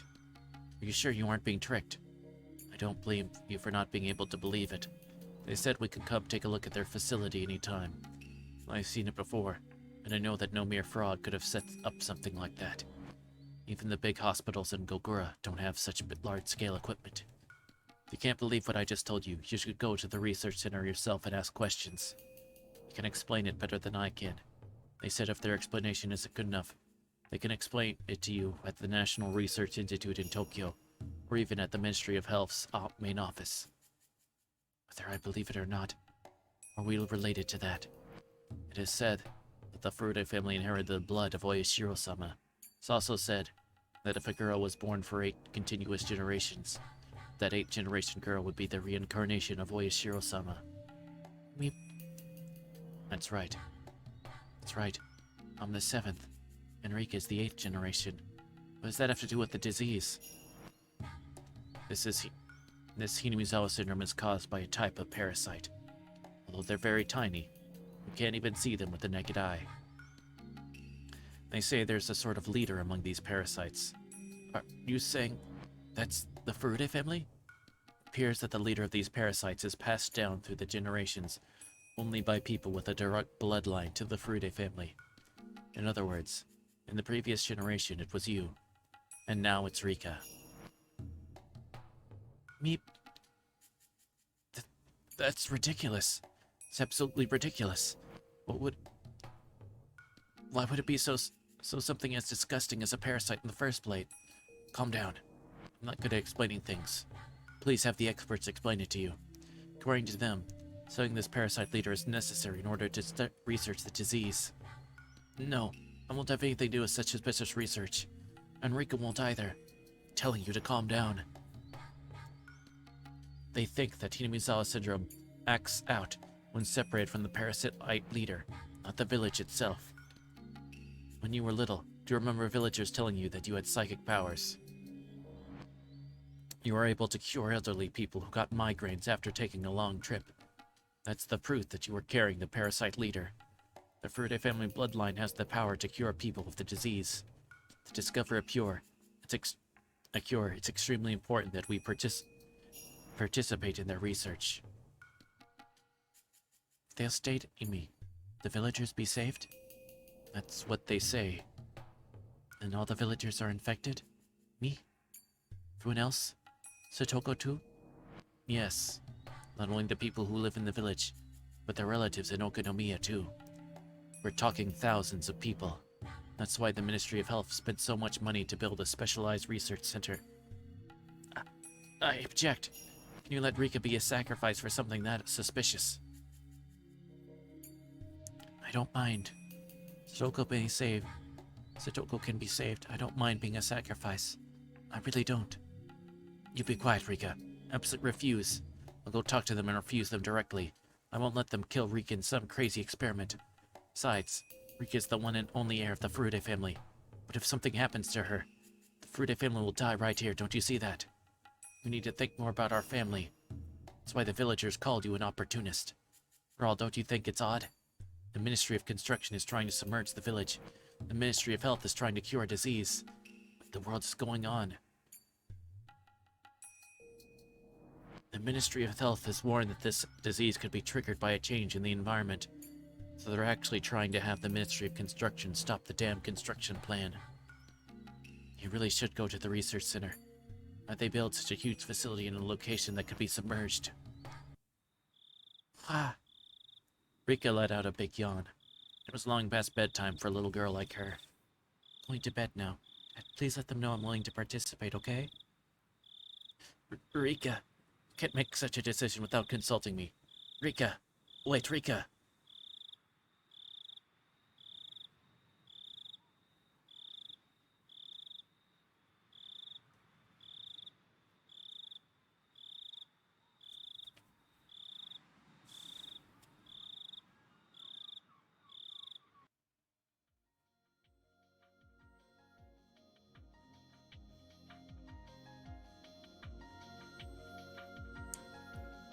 Okay.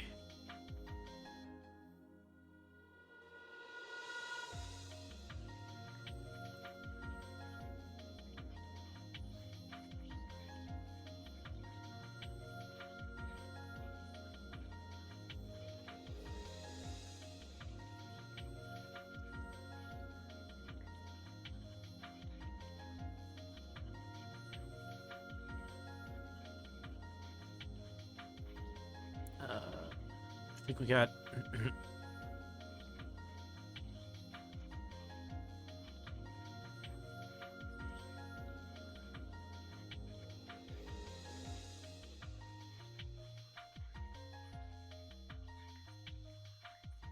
Okay, I think we need to find... What was it? The one that needed help from...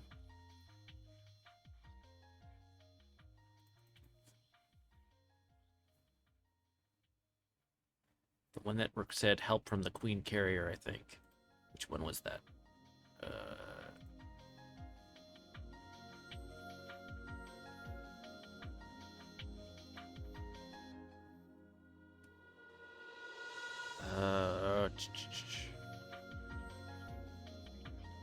This one? Nope.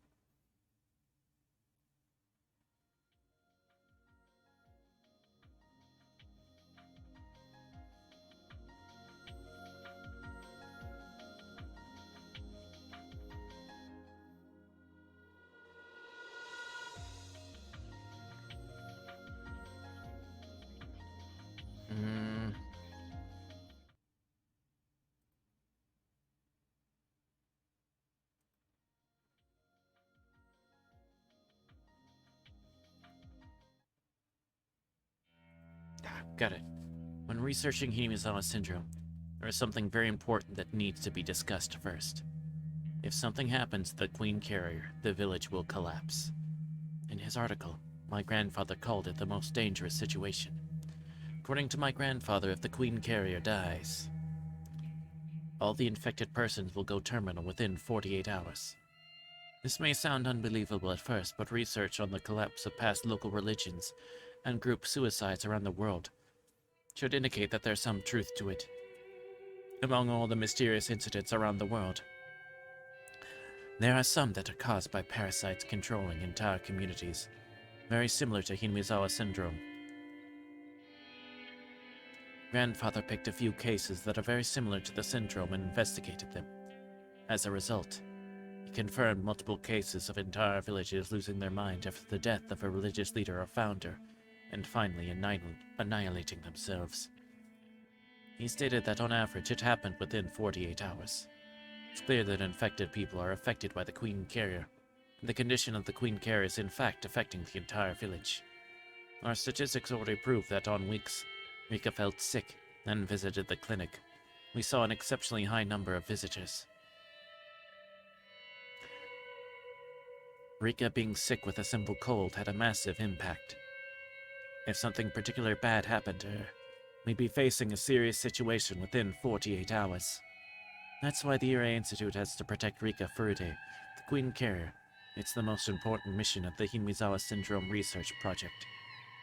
She's already agreed to help us in our research, but we have to be very careful not to put her in any danger. Also, we have to protect her from anyone who would try to harm her. Her life is equal to the lives of 2,000 villagers. But what if something happens to her by accident? The Irie Institute must be prepared for that situation. That's why I worked on the draft of an emergency manual when the Irie Institute was first established. It's a precaution in case the Queen Carrier dies, or if infected people show acute symptoms due to the death of the Queen Carrier. And this is an emergency procedure, which must be followed within 48 hours of the mass occurrence of the acute symptoms. The final measure is to prevent the damage from spreading to nearby areas. The plan uses gas, making it look like a natural disaster. My client, the Alphabet Project, took the responsibility of working out the details of the plan. They're used to dealing with things like nuclear and biological weapons, so they ended up being such a big help. There's no way I could have come up with a plan on my own to execute 2,000 villagers. Through a dummy corporation, the ground SDF has secured a close quarry in the Yagauchi region upstream of Hinamizawa. It's to be the secret storage base for the equipment we'd use in that operation. Equipment that sprays deadly gas that kills people as if they were falling asleep is stored there. In case of an emergency, a special unit of the ground SDF is to use this equipment to destroy the village. However, praying for the execution of the villagers itself is politically dangerous. So if I'm going to insist on them getting the equipment ready, I have to make them understand how dangerous Himizawa Syndrome is, also how urgent the need is to have a contingency plan. I have to approve the need for the plan by showing them enough data, so the files my grandfather kept intact come in quite handy. When the clients read my grandfather's articles about the syndrome, they're surprised to see how catastrophic thing could be in the worst case scenario. In other words, if something happens to this girl, the Queen Carrier, all 2,000 of the villagers will come deranged. Is that what you're saying? Yes. In several cases similar to the Himizawa Syndrome when group suicides took place. In the case of the syndrome, we can easily expect extreme defensive behavior which results from deep paranoia. The result may affect all 2,000 plus carriers. From there on, we may face abnormal situations involving lawless violence and bizarre religious despondence. We must be ready to face such a situation by having a contingency plan. Otherwise, we'll draw attention to the rest of the world. We have to remember that we only have 48 hours to respond once it happens. Are you saying that if it happens, there's nothing anyone can do? Can't you treat everyone within 48 hours? That'll be impossible. We don't even have a cure, and the research center isn't capable of taking all the villagers. Frightening to realize such a disease actually exists. The world is full of mysteries. Constant vigilance against worst-case scenarios supports our national defense, as one of the ideas behind the Alphabet Project. Besides, our goal is not to use the plan, but it's vital to be prepared. Indeed, precisely as you say. I'd still like to look into strengthening the rules of approval authority behind applying the plan. But I understand the necessity to prepare our response for a worst-case scenario. Let's have the Urban Suppression Research Team run a simulation of the Hinamizawa suppression operation in the region. I think we should get it going as soon as possible. It's possible that the Queen Carrier Girl may be hit by a car and be killed at any moment. Thank you, Major Takano. We have further questions, so you can sit down. Thanks to a push from one of my backers, things were decided without too much of a problem.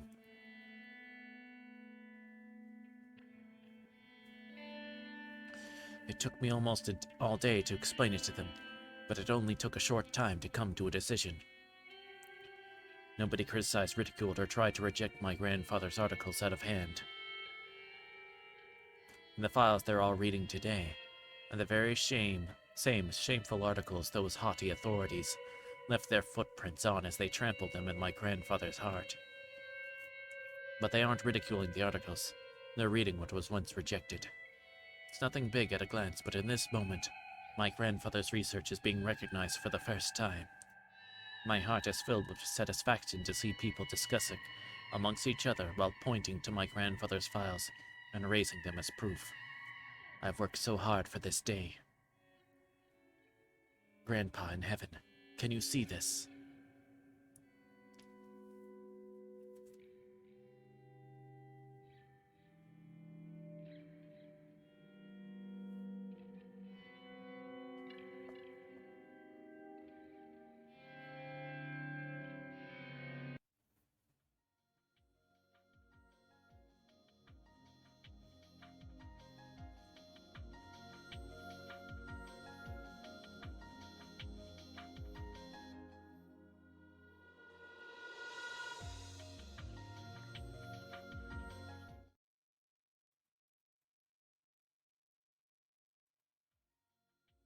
Okay, so some of these may have marked off.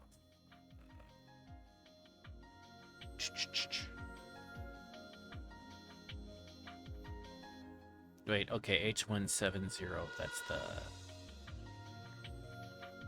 That's right, that was the plan name, so... The thing that mentions H1...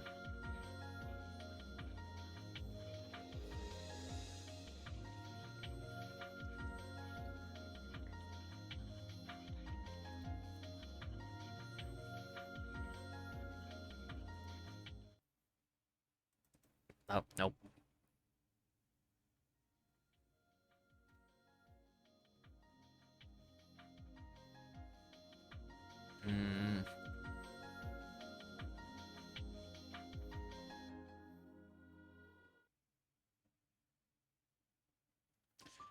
The Haojo family is well known for going against the whole village during the dam conflict. Both the husband and the wife were rather aggressive, and they fought a fierce battle, especially against the Sonozaki family. Although the whole village treated them coldly, the husband and wife didn't really care, and kept on fighting. In a way, they were extremely strong-willed people. I'm sure their children had to go through a lot because of them, though. Satoko-chan and Satoshi were treated coldly by the villagers as well.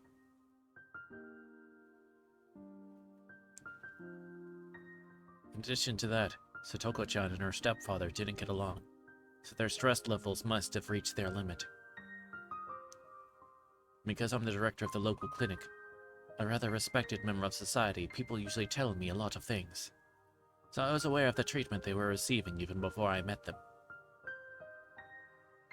I met Satoshi-kun first.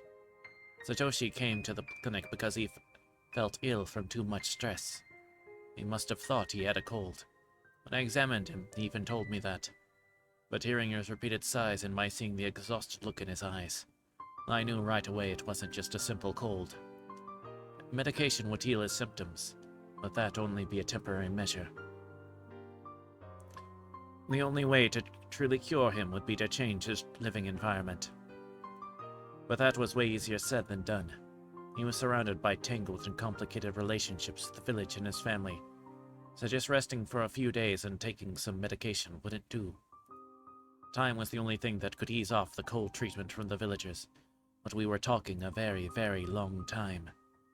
That's why I felt I had to be their first ally in this village, so I could rescue them. I couldn't do anything about this stressful environment, and I could try to diminish the anxiety, so I thought the best way was to teach him how to vent his stress. And playing sports is the best way to do that, so I asked him to join the junior baseball team that I coach.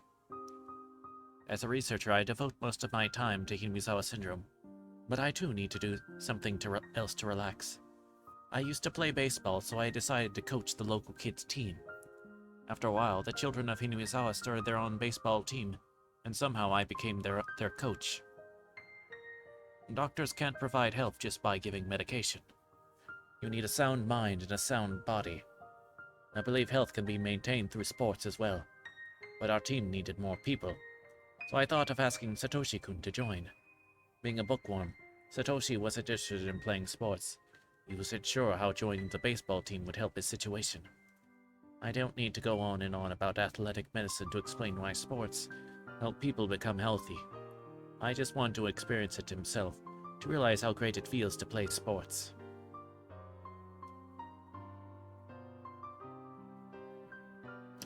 I'm trying to think. Now I'm just having flashback. All the mention of sports repeatedly is now just making me think of the... What was it? I think it's one of those Adult Swim shows. I think it was... What was it? Eric's and something's awesome show or something like that. And there was this whole bit where they would go... There was this like promo thing where it's like, sports, do. Sports, do. Very like 80s style type. Anyway, whatever. 80s public access style stuff, you know. Anyway. Oh gosh, gremlin brain here. I think he realized it gradually. He was reluctant until the very end, but he attended all of the team activities and games. As I saw Satoshi slowly regain his liveliness, I realized my plan worked. However, if Satoshi was under that much stress, then Satoko-chan, who lived in the same family climate, must have felt the same way. Unfortunately, I didn't think of her back then. So when Satoko-chan was carried into my clinic as a patient, I regretted doing nothing about or even while knowing the situation. As Satoshi recovered under my guidance, Satoko was left alone in her stressful environment. Also, around that time, there was an incident bad enough to make Satoko collapse. And that was, of course, her parents' deaths. The day of the Watanagashi festival was a very uncomfortable time for the Haojo family, because although it was a village festival, it was also a day to celebrate victory over the dam construction project. It's understandable that they would plan a family trip around that time so they could leave the village. Satoko-chan's parents fell off the cliff at the park they were visiting. It happened on such an unlucky day. Because it happened on the day of Watanagashi, people said it was the curse of Oyashiro. And people labeled the Haojo family as one that was cursed by Oyashiro. Wait.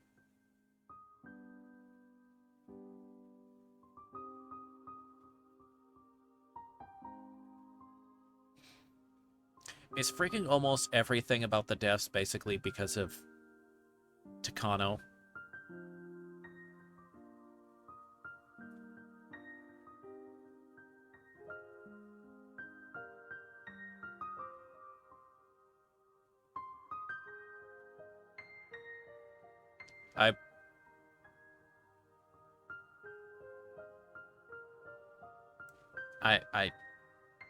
Oh my gosh.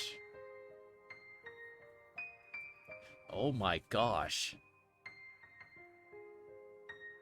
Okay, we'll have to see if it's true. I'm starting to think that. I was seeing some tips or whatever on, like, just through the art names of, like, stuff, and I'm starting to... Okay, here's what I'm thinking.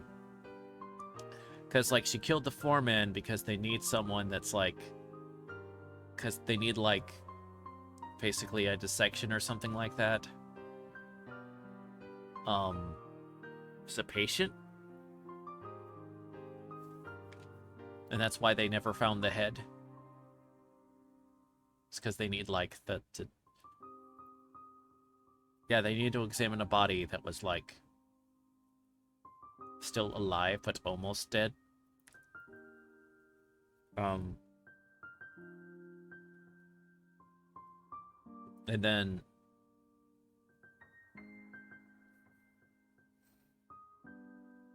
I'm more and more starting to think that they had something to do with,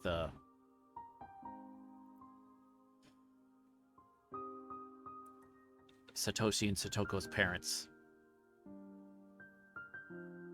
Because we know they're behind, like, you know, obviously Takano's the one that's disappeared herself, and then also is the one that kills Tomatake every year in 1983. So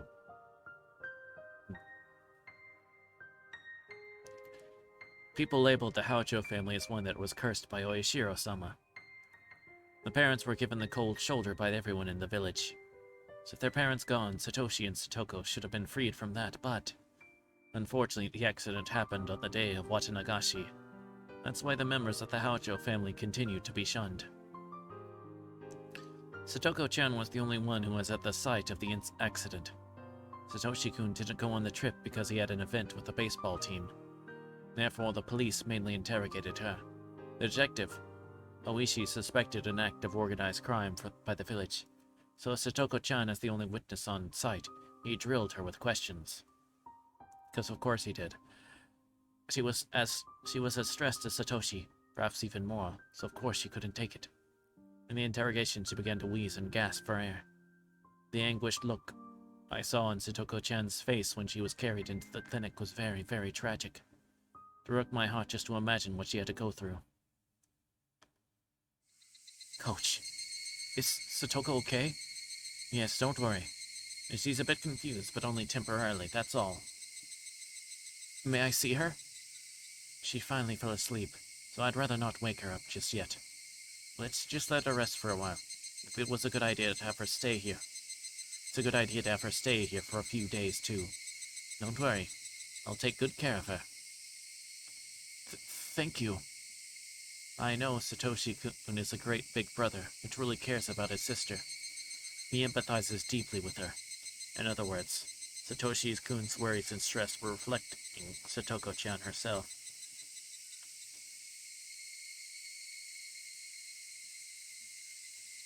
Maybe I shouldn't say this, but while Satoshi was, of course, sad about his parents' death, he may at the same time have been a little relieved that they were gone. His sister wouldn't have to be driven into a corner anymore.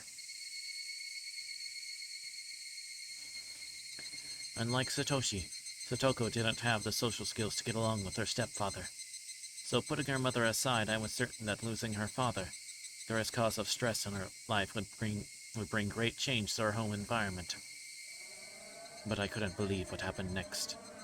The two were sent to live in an even worse environment with their aunt and uncle. Although at the time I was rather optimistic, thinking this new environment would be better for the siblings.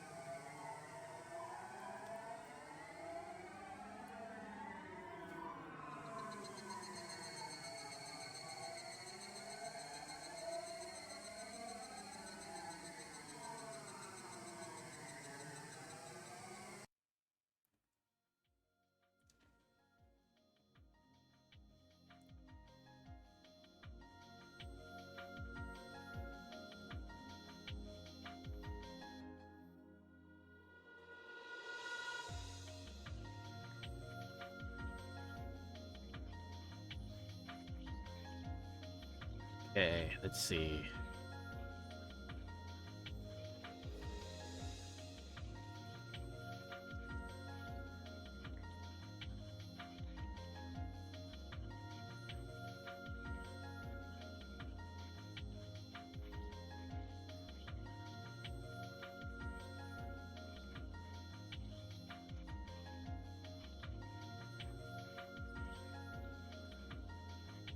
Wait.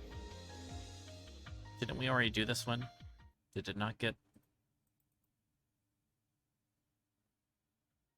Oh, okay. It was a different thing then.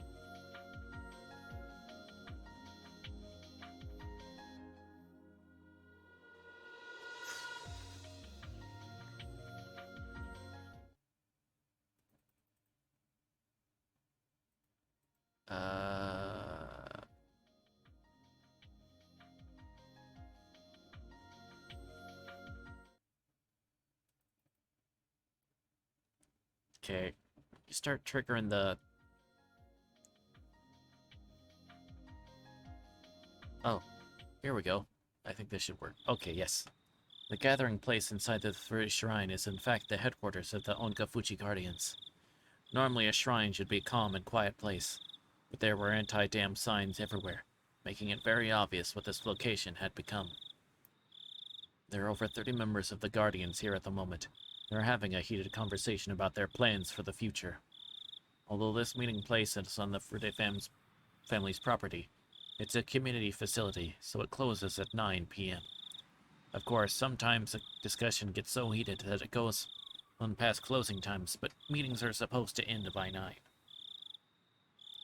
If a discussion ends early, they usually chit-chat until that time. That's what usually happens.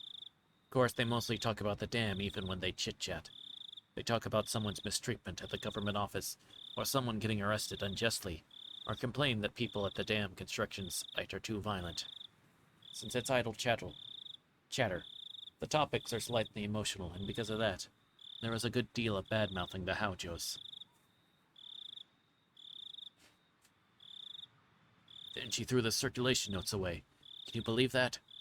Woman is crazy. Just the other day, she got into a huge argument with Makino-san's grandmother at the trash pickup. You know, the husband is rude too. He's so irrational.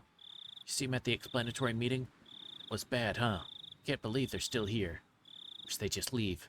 Said something about money. There's absolutely no shame. No. If you talk about being irrational, his wife is the same or even worse. Must be hereditary. See their daughter shopping quite often. So I used to say hello to her, but she never replied. Can you believe that? So I got tired of it. I don't say anything to her anymore. Hey, their son always looks so depressed, doesn't he? Huh. Now the Haojo family has become the enemy of the whole village. Bad-mouthing the Haojo family was the greatest shared topic that anyone could easily contribute to. If he had known how powerful the three families were, especially the Sonozaki family, and if he had known Oryo's character, he wouldn't have said the things he did. The Haojo couple are residents here. Though they were never very enthusiastic about the council activities, they should have known what kind of person Oryo-san is. He could have imagined just what would happen to him if he talked to her that way. Yet he let his anger take over and voice his unpleasant feelings. So most people think the Haojo family brought their isolation upon themselves. If they wanted to negotiate with the government regarding the move, they should have done so privately. But he was foolish enough to express himself at a public gathering like that. So not too many sympathize with the Haojo family. Ever since the big fight at the explanatory meeting, the Sonozaki family has looked at the Haojo family as their enemy, and started to go after them. That caused the other pro-dam families to go quiet, fearing they'd be made into scapegoats too. Those who want to leave were bitterly forced to give up. Even those people started to criticize the Haojo couple, saying they could have gotten their compensation to leave if the two hadn't picked that reckless fight. Both the anti-dam and pro-dam family hate the Haojos now, and the family has become even more isolated. Moreover, the Haojos are both very aggressive.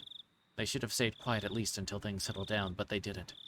That alienated the handful of people who took pity on them as well, so now nobody even says anything to them. All of that was immediately obvious by listening to the foul talk here and there at the gathering place. Rika always helps out by putting the teacups away, so I'm sure she hears what they say as well. One of the Haojo family members they're bad-mouthing is Rika's friend, Satoko-chan. It hurts to think about what Rika feels while hearing that. As priest at the Frude Shrine, should I let this continue? Ishiro is a god who makes peace between enemies. The humans and demons fought when Ishiro descended from heaven and mediated between both sides. As the caretaker of the shrine, I must do something before it goes too far. I'm sitting next to Oryo-san, who is spitefully disparaging the Haojo family.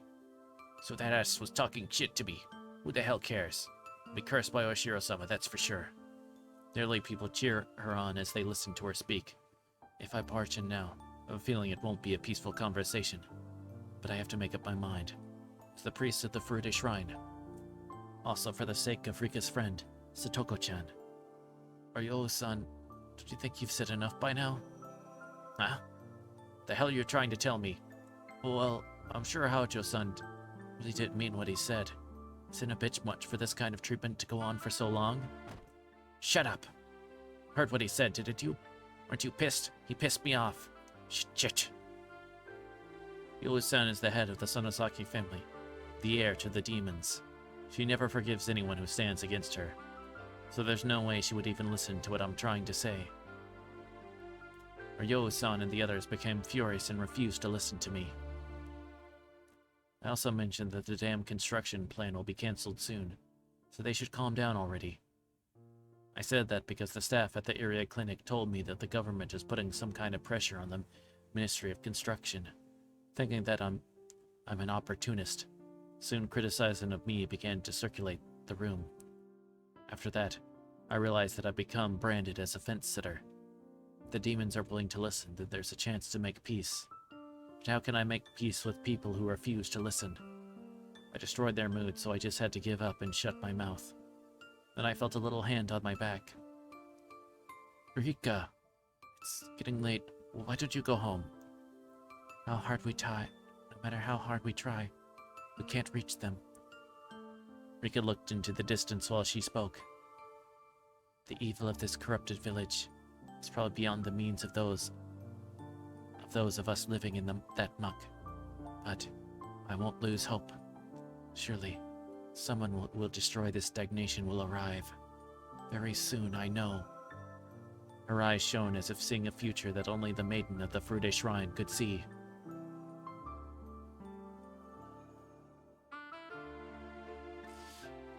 So in a sense, what she's saying is, she needs a hero. Heroes to hear the dead, but it died, and it's gotta be broken. There.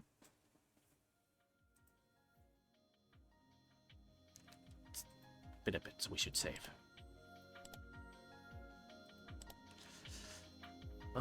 Anyway, I hope everyone's doing well. We're gonna be continuing for a bit more, but yes.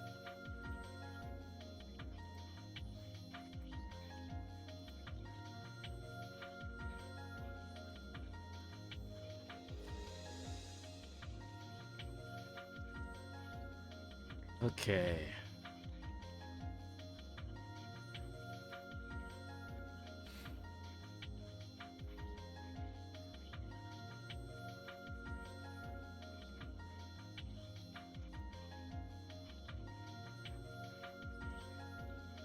Let's see.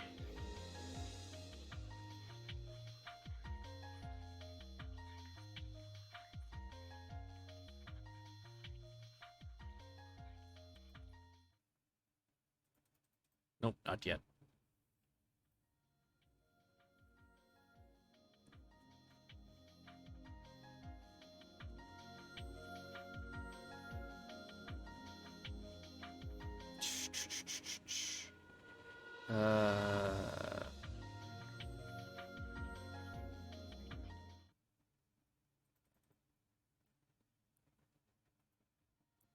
Okay. Let's see.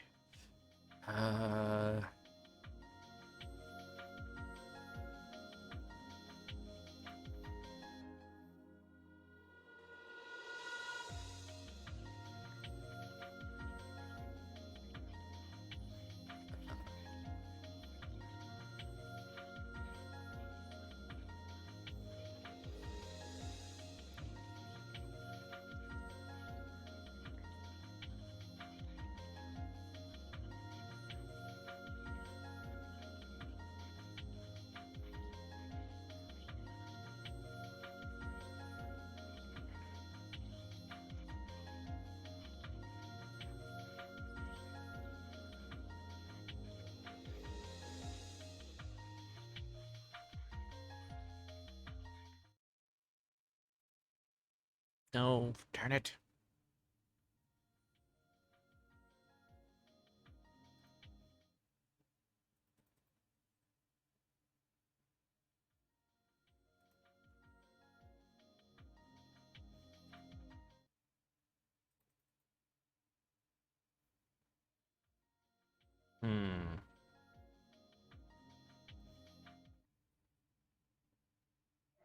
Oh, found it. Early summer, 1979 AD.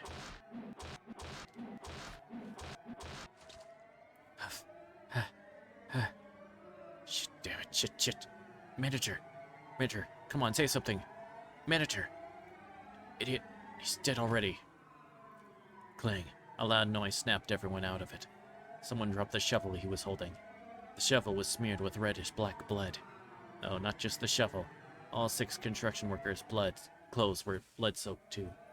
One of them cried out to the silent dead body of the manager, which was drenched in blood. Manager, shut up. He's already dead. It was self-defense, right? Self-defense. The fight had started after the manager yelled at them for drinking beer inside the office. There were no drinking and no smoking signs everywhere. The manager harshly scolded at anyone who broke that rule. So it was the 6 workers' fault for disobeying. But they drank because they were stressed out by the anti-dam protesters. That's why they said things to provoke the manager. They told him to step out. And the others went along. The construction workers worked hard and long hours. That's why they instigated the fight with the manager to relieve their stress. They expected to just curse at each other or to end up in a wrestling match. But things escalated. To put it more accurately, the manager exploded all of a sudden.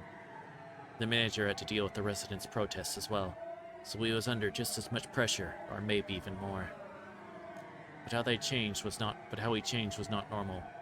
The manager was calm at first, but he gradually became more and more aggressive, and it was like he transformed into someone completely different. No, it was like he was possessed by something evil.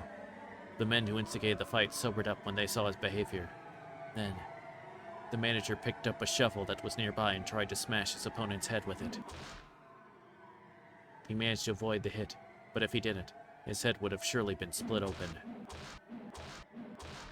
The manager kept pounding on him with the shovel, even as he frantically tried to avoid the hits. But this time, workers had realized this was beyond a simple fight, so they tried to hold the manager down. But the manager turned on them with the shovel too. One of the men tried to protect himself by crossing his arm above his head, but there was no way he could have blocked the shovel swung with such force.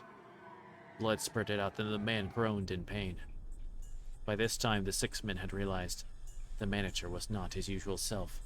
This manager would try to bash in their brains without hesitation. Since their opponent was using a shovel as his weapon, they had to find some kind of weapon too. One of them grabbed a huge hammer.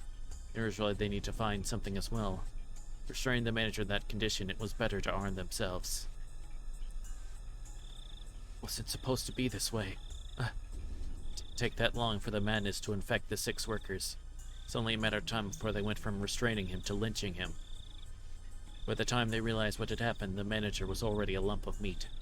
His face was swollen, shreds of skin had been torn off, and his muscles and skull were visible too. Obviously, he was quite dead. Fuck. He almost killed us, remember? They had attacked us when we would have fought him. Right? The leader of the 6, the one who instigated the fight, tried to bring the rest to his side, but nobody replied. And so the leader became frustrated. He was the one who started the fight. The rest simply joined in. He was the main perpetrator. Maybe that was why he was feeling so exasperated. He sensed that he was the one at fault. To just stand there like a limp noodle. It's too late. We killed him and there's nothing we can do about it. We're all murderers now. Fuck up. You ain't thinking about turning yourself in and doing time, are you? Fuck you. I can't go to the slammer at my age. We're hiding it. We're hiding this corpse and pretending nothing happened. Some of them knew he was on probation for an assault incident once before. So if he got into trouble with the law again, the punishment would be more severe than they could imagine. That was who was trying desperately to find a way out. If he was alone with the manager's body, then he wouldn't have behaved this way. All we would have to do was to hide the manager's body and pretend nothing happened. But there were 6 of them, including him. There were partners in crime and witnesses too. If even one of them turned himself in out of guilt, he'd be in big trouble. But even if we hide the body, they'll find out sooner or later. Instead, we should just play justifiable self-defense, and they might end up pardoning us. Don't be so stupid. Look what we've done. Look at his face. Would think this was the result of self-defense. His parents wouldn't even be able to identify him in this condition, you idiot. But even if we hide it, I'm gonna find out tomorrow morning when the manager doesn't show. It's hopeless. What's hopeless is your damn brain, you shithead. He slapped the other man in the face. The leader had such an evil look in his eyes. Listen well, dipshits. We're all murderers, okay? Keep griping now and we'll all get slammed with 5 or 6 years. Just one of you here try and blab. We'll all be locked up. Don't underestimate the pen. If you're prepared to be caught anyway, then run like your life depends on it. You could resign yourself to later when it's time to pay the piper. His visage turned more and more demonic. It was the same expression the manager had just a few minutes before. Was he possessed by the same thing that possessed the manager? The 5 men started to think that way. Now that they consider it, all the villagers in the anti-dam protest had the same expression on their faces too. The real name of Hinuizawa was Onagafuchi Village. People said that wicked demons lived there, and sometimes they possessed people. The men couldn't help but to recall that exaggerated story often told by the demonstrators. The manager swung the shovel after his expression changed into that demonic one.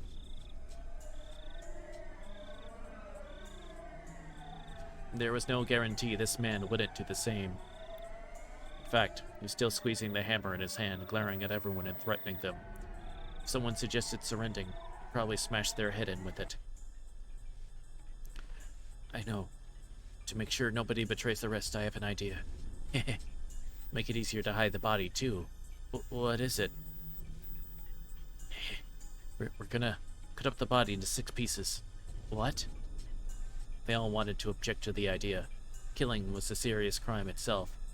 Dismembering the body would be too much. But if anyone objected, he'd be killed on the spot. So no one said anything.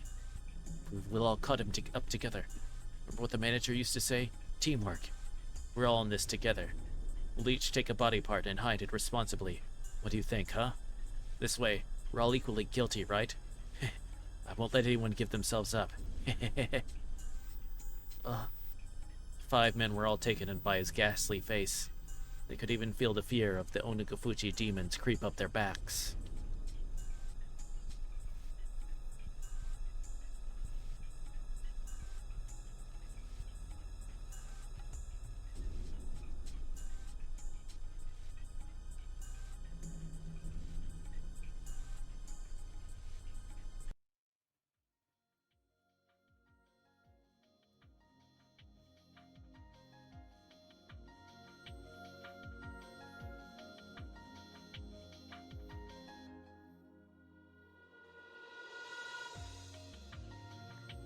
Okay.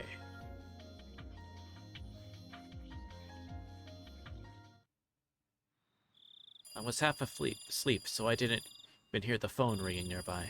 After all, I finally realized the phone was ringing. And a ringing phone means there's some kind of emergency. It's 2 in the morning. Would even call me at this time of night. Hello, this is Irie. I'm sorry to bother you, Dr. Irie. It's Takano-san. She's never called me for a personal reason. At the Institute, she's ranked just below me, so she's basically responsible for running it. So for her to call me this late at night, it must be an emergency.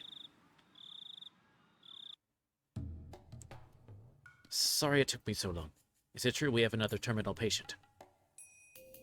Yes. I was hoping to find a living specimen, so this is perfect. I initially thought she'd abducted someone. The man had already been moved to the research area in the clinic's basement. Having been tied down to the examination table, he's struggling against his restraints, but more as though he's deranged than actually resisting. I can't even understand what he's saying. He sounds angry, sorrowful, and like a child throwing a tantrum all at once. It's obvious that he's not in the right state of mind.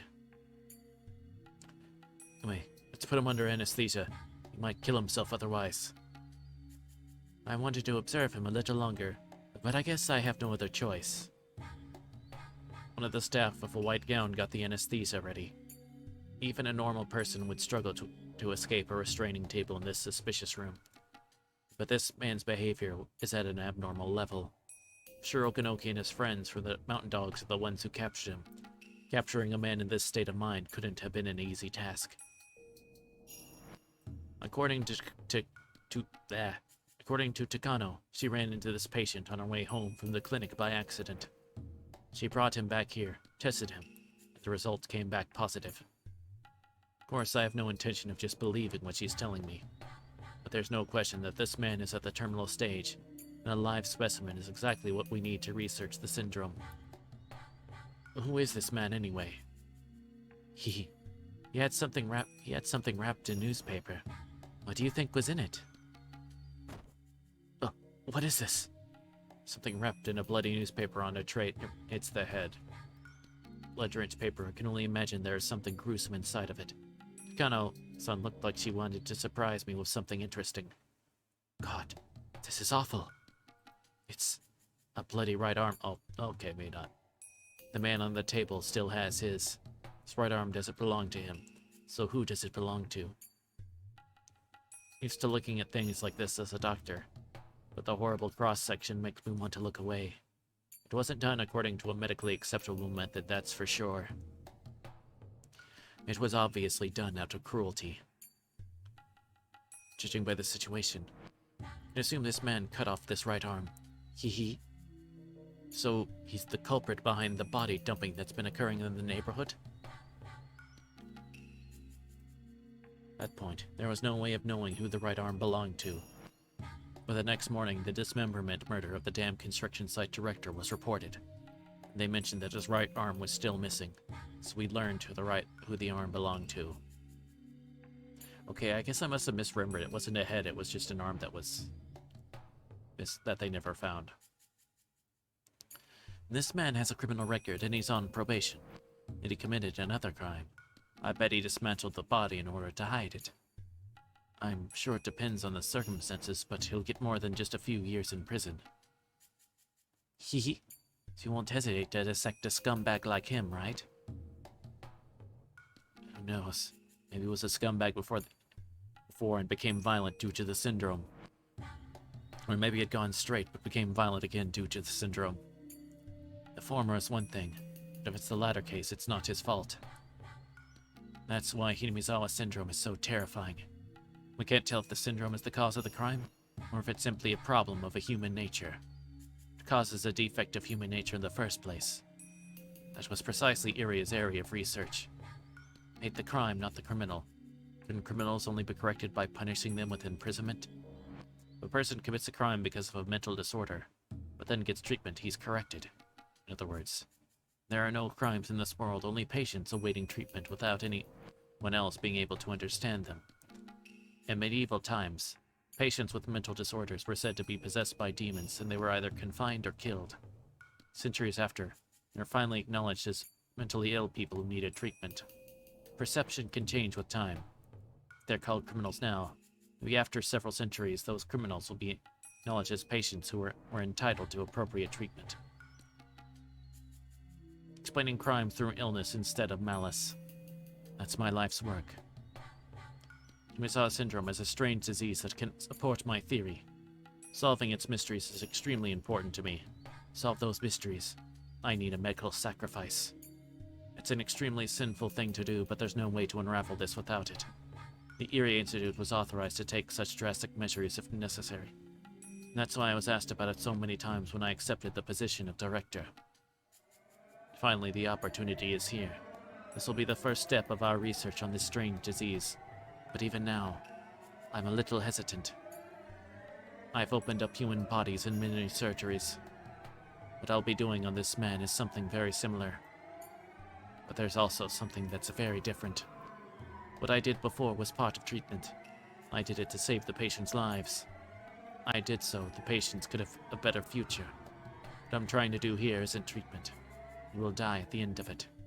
His death will be far from humane. I'm going to violate nature and force him to stay alive while I open up his living brain. Director Irie, are you listening? Sorry, could you repeat that? Leave it best that we submit the dissection proposal to Tokyo and request their assistance. He's not only alive, he's also in the terminal stage, so he's an extremely important specimen. Let's conduct this dissection very carefully. It's true. You're right. Well, let's do as you say.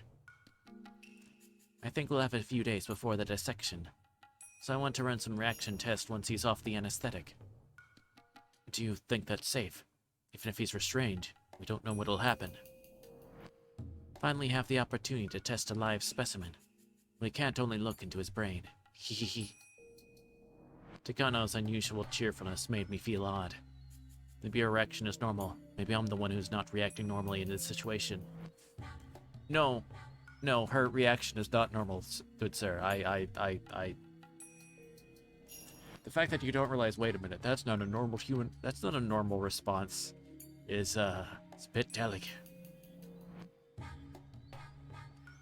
I'm here only for the research, so I should be excited to have the opportunity to perform our first live dissection. I'm still hesitant. Can I call myself a researcher? Researchers of the past were brave enough to cross the line, and that's how they accomplished many things. I've seen many brains. I've operated on them. I've lost some patients too.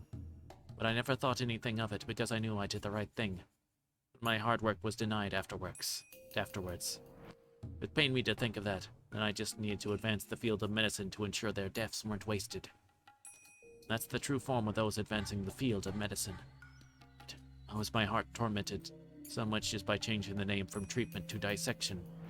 Also, the term you're thinking is vivisection. It's not dissection, it's vivisection. It's very easy, because vivisection is fucked up. That's something what the Nazis do, okay?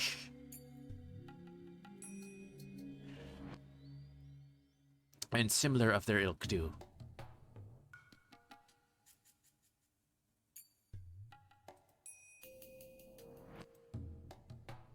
So, let's see.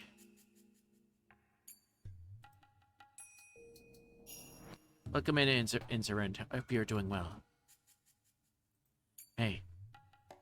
What's the matter, Director? Are you feeling okay? Takano is pretending to be concerned about me, but she knows. She knows I'm still hesitating.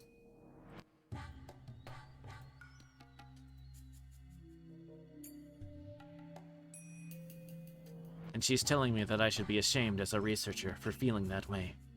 I shook my head to be clear of its sleepiness. Knowing the resolve brought me here to this day. I already have blood on my hands.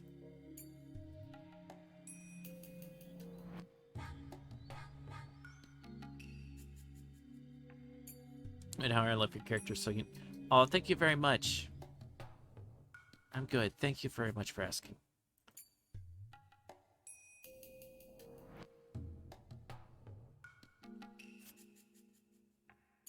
Remembering this resolve brought me here to this day. I already have blood on my hands. But if I stop now, oh, their lives will be wasted. Oh, thank you very much for the follow. It's friend. Oh, no worries. Also, that means spicy jelly bean time. Okay.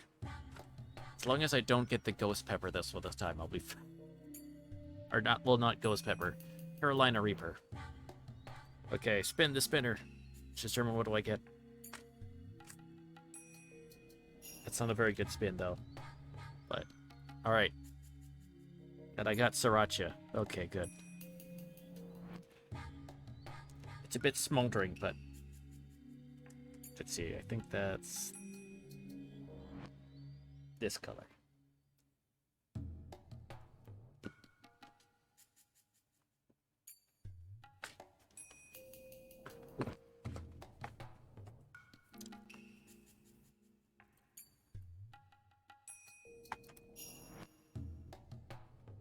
Small spice, yes.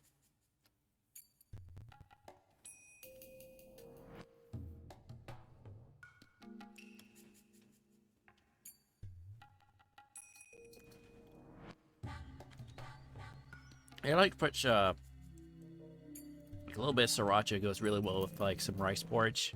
I just like a spice.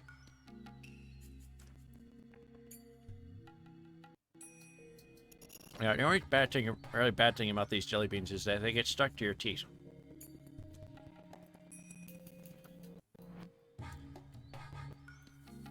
So yeah, that was the mildest one, so that makes up the... But you know, that makes up earlier this night when I got the freaking Carolina Reaper. I'm like, oh my gosh. That one was...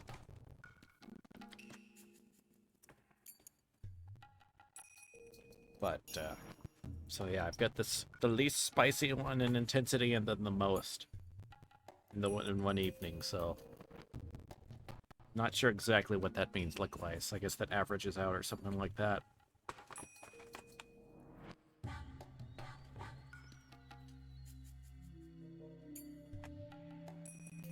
If I'd be going through the Carolina Reaper, I bet eating it is not on like through the jelly bean is not as bad as if it as this is, but oh wait, then yeah, not bad as during than an actual one. I would be scared to do like here's this pepper, eat it, eat it. I would be terrified of that. I was nervous about the Carolina Reaper. It wasn't so much it wasn't so much the initial spiciness. It was more of the it's more of the fact that it continued to smolder. You know. That's more of the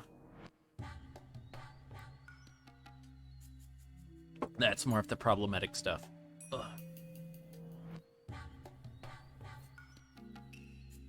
All right.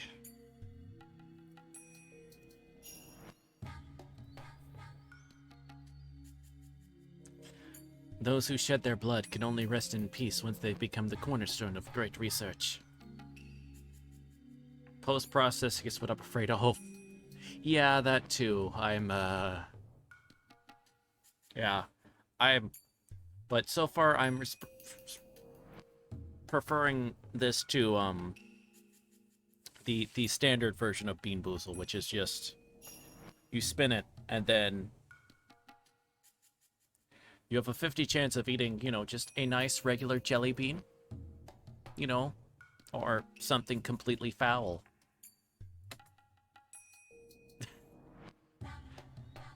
Oh gosh, I will never forget that freaking liver and onion flavored jelly bean. That was just the that was terrible.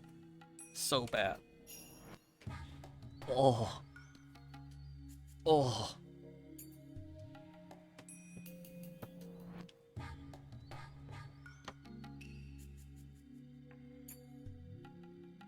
So, if I do that one, that's gonna have to be like a major like sub or tip, not just the standard.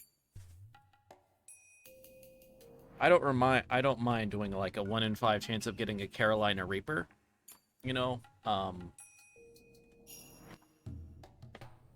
but 50% chance of getting like something just absolutely foul tasting is but yes, the post-processing, that is a concern.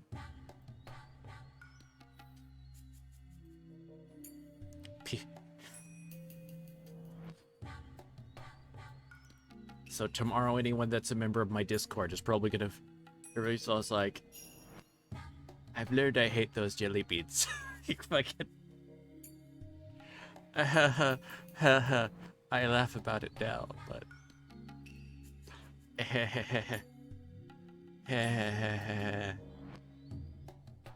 Ahem. I shook my head once and reminded myself that I'm a researcher. No, I was just thinking. Takano-san, please make some arrangements with Tokyo, and let me know when it's done. Okay, understood. Hehehe. This is really exciting. The least I can do is my best, so his life won't be wasted. If he bleeds, I can't waste even a drop of his blood. After scolding my staff for their indiscretion of discussing the dissection with such excitement, I returned to my office. Again, you're just not dissection. This is a vivisection, okay?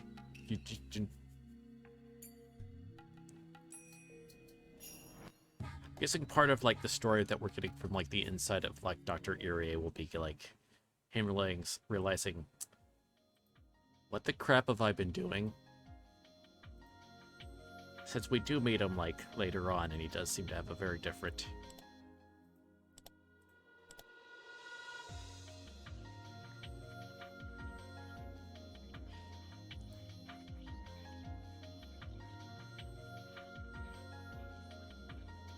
let's see. Okay, now we have to figure out the next... What's the next...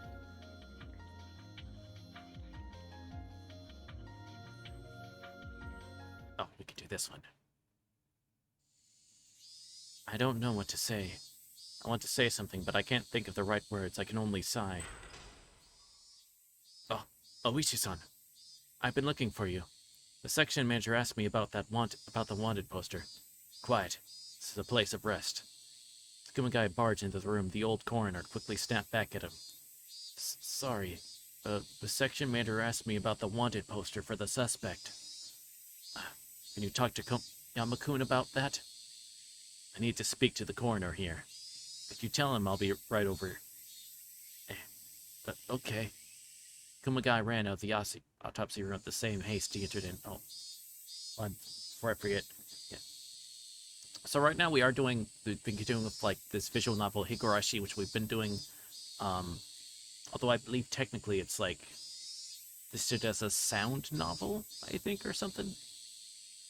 But anywho, so which we started, oh my gosh, back in October, this series. So this is the last volume. If you want to look into the other stuff, it is the idea on my YouTube, which the bot has been doing, or if you do exclamation socials, that'll show up. But also, but we only do this, the visual novel stuff, twice a week. On like Monday, we'll be continuing with Yakuza Kiwami 2. And then also every Tuesday I do live readings of just various like books and stuff. Right now we're going through Lord of the Rings, The Two Towers. So, which also on my YouTube I upload all the stuff of like readings as well. So visual novels and readings, I'll get other stuff up. So if that's interest you or whatever. Also, sometimes I'm just more during like the afternoons and stuff like that. I'll just kind of play, kind of just calming, chill stuff. So like, I've been doing like a lot of like farming and crafting type stuff. In the near future, I plan on like starting up with like some Minecraft, which I haven't really played myself, but yes. I don't see many reading type channels and stuff. Yeah. Also, we don't really there's specific. On one hand, I will say that it's definitely it is rather demanding on the voice, so it's so getting used to doing it is definitely is a challenge. Yeah, I will say is one part of it.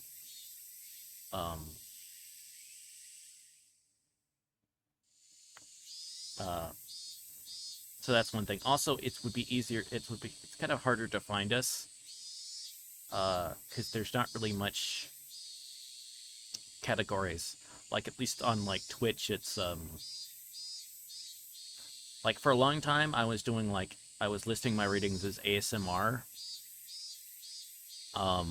But then honestly, after kind of talking to someone, I figured, honestly, I went with just chatting because I figured that's like the closest. Because the only alternative would be like special events or something like that.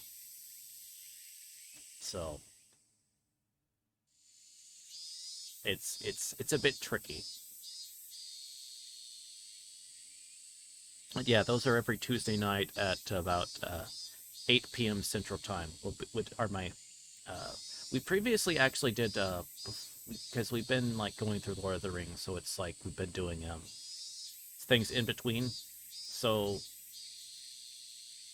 it's so we did Fellowship of the Ring in we started that up in fall or late summer. I think it was the fall.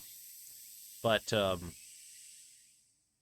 then we did but then as a break, it's supposedly going right into the next volume of Lord of the Rings, we actually did the book Dune.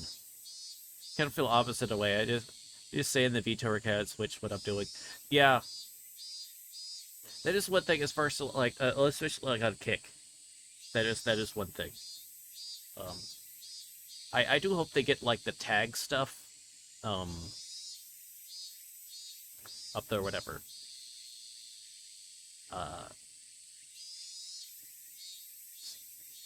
Because then that'll probably be a little bit.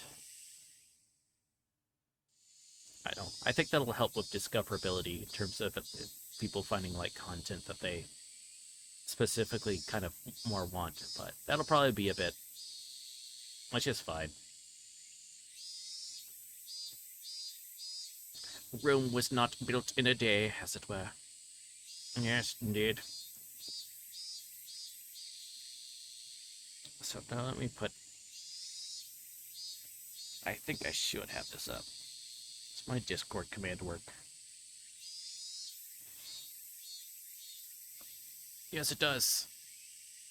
Huzzah.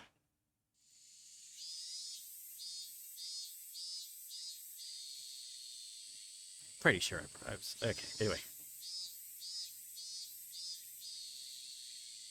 Okay, Kumagai ran out of the autopsy room with the same haste he entered in. Lively, isn't he? The old man would have slapped him for making such a fuss. He should probably go back too. The air in here isn't for people who aren't used to it. You're right. If I slack off too long, I might get slapped as well. You're in Shishibone, all the hoodlums cross the street when you pass through, and he's the only one past our future who's ever punched you for splitting your sumo wrong. He really was a merciless man. I think he punched me more than my real father. Doesn't matter if he was your real one or not. If you looked up to him in the same way, then he really was a father to you. My real father passed away in Nagoya. Okay, so this is Oishi that's doing... Alright. So this is the... Okay, so it really was intensely connected with the construction tenant... That. Construction site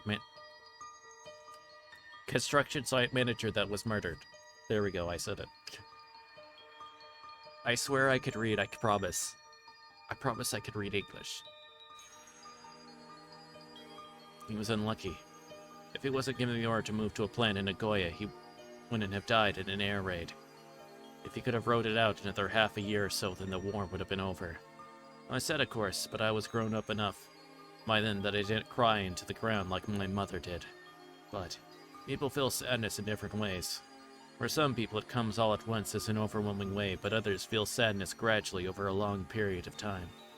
I think I was the latter. When he was alive, I only thought of him as annoying. In my mind, I even cursed him with the questions about why he avoided the draft. And I thought my feelings towards him would always be the same. Then the war ended. As I saw families and friends being reunited with joy as it came from the front, it finally happened. I grieved for my father's death. Japan was filled with people who were sad and full of despair. I knew I wasn't the only one whose life ended up that way. But I remember I was very, very heartbroken. After the war, the nation completely changed. As a policeman, the environment I worked in went through sudden changes too.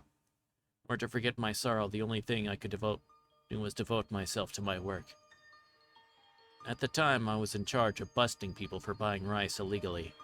I conducted spot checks on travelers at major train stations. And boy, did I find a lot of them. There's a fairly big black market in Kogura. A lot of people came as far as Osaka to buy it.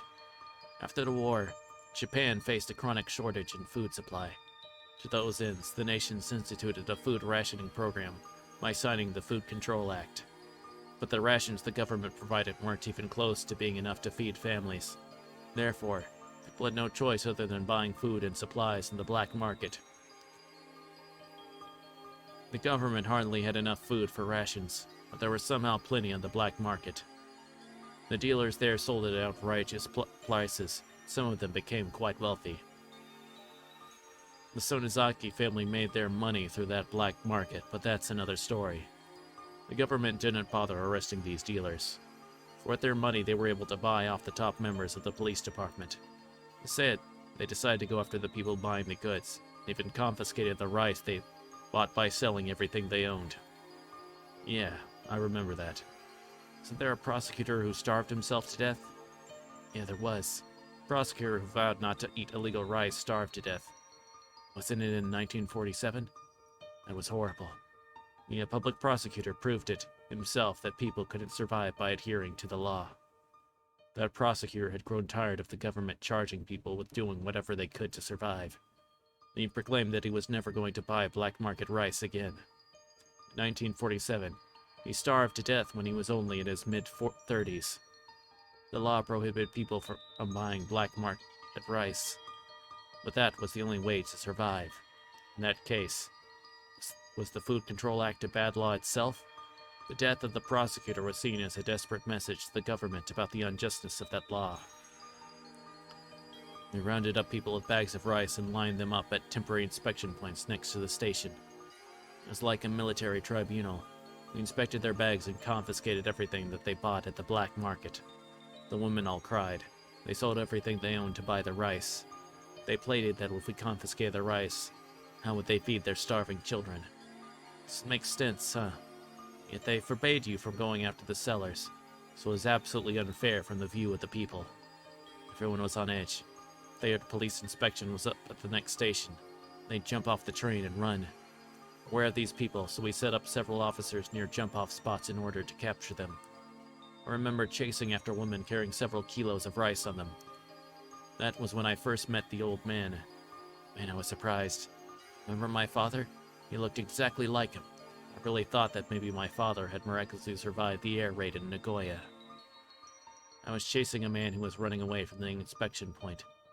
There was no way for him to run with a heavy bag of rice on him, so either he'd get arrested with the illegal rice, or escape by ditching the rice that he bought by selling all of his belongings. In other words, if a person is being chased by the police, that person can't provide his family any rice to eat. Of course, I felt guilty about that. I knew people had to buy the rice to survive.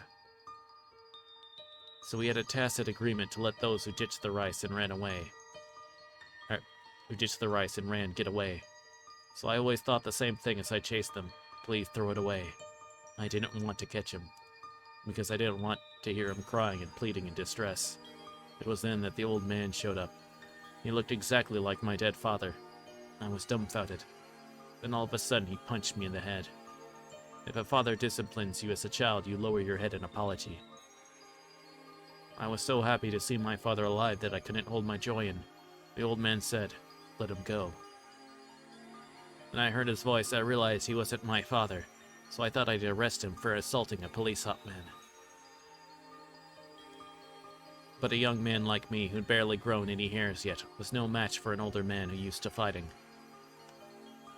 Yeah, he sure taught me a lesson. Gave me a good scolding in the middle of the street after I was all beat up. You would even listen to him, right? But something struck me then. I kept seeing my father in him. All I could do was listen.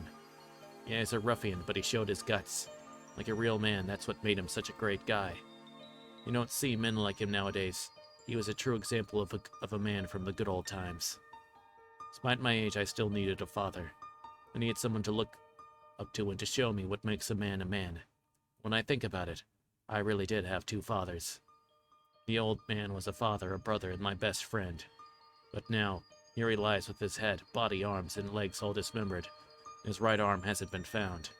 He taught me how to be a man, how to enjoy alcohol, how to play mahjong. With that right arm, he gave me a good beating when I did something wrong. But that right arm is still missing. Do you have any suspects? Of course. I swear I'll find the old man's right arm and pay them back for what they've done to him. They're running Hinazawa from the shadows and inciting these collective crime they call the damn protests. The Sonozaki family. I declare war within myself. I already know who my enemy is.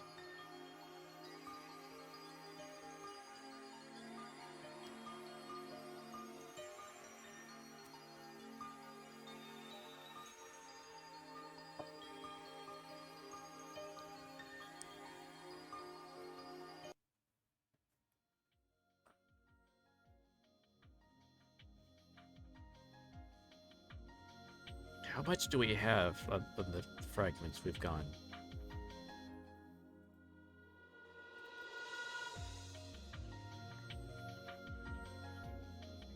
Also, let me check how many.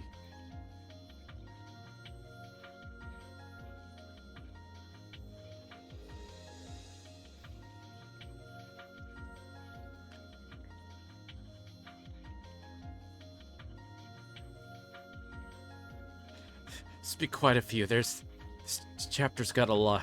This volume of it's a lot of it, which is good because it means we'll get all the answers we need, all the answers, and then some of all the questions we need. I hope we get maybe a little bit of a palate cleanser about some crazy shenanigan during this or whatever. See though, we need it. Yup. Though, let's see. Oh. I think we're gonna call it for the night. But we've made some good progress for sure. Yes.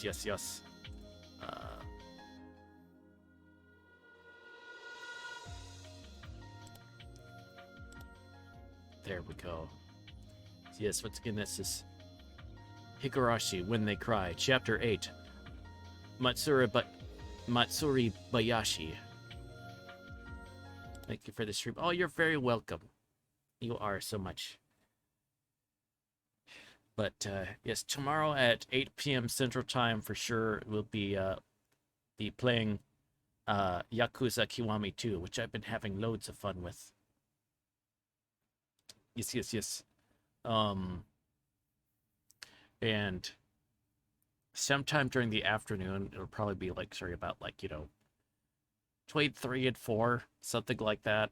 I'll do have like one of my chill short streams where I'll be playing. I think we'll be playing Sunhaven. Doing some farming. I enjoy Stardew like Valley games for sure. In that farming crafting genre. Yep. All right. We've also made a lot of progress in that game. Not sure exactly how far. I think maybe probably still may only be in like the early game or a start bar for the Sunhaven. Yeah. Yes, it would be a pleasure. We tend to just listen to nice chill music, and while we're doing that. Yep.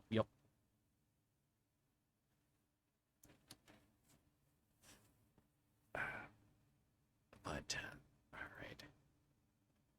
Let's see. So it's doing okay. But all right. And because I'm multi-streaming, don't tell anyone. Don't tell Mama Twitch. I gotta raid out. Let's see. Okay, got some good options. Oh gosh, we have a lot of good ones.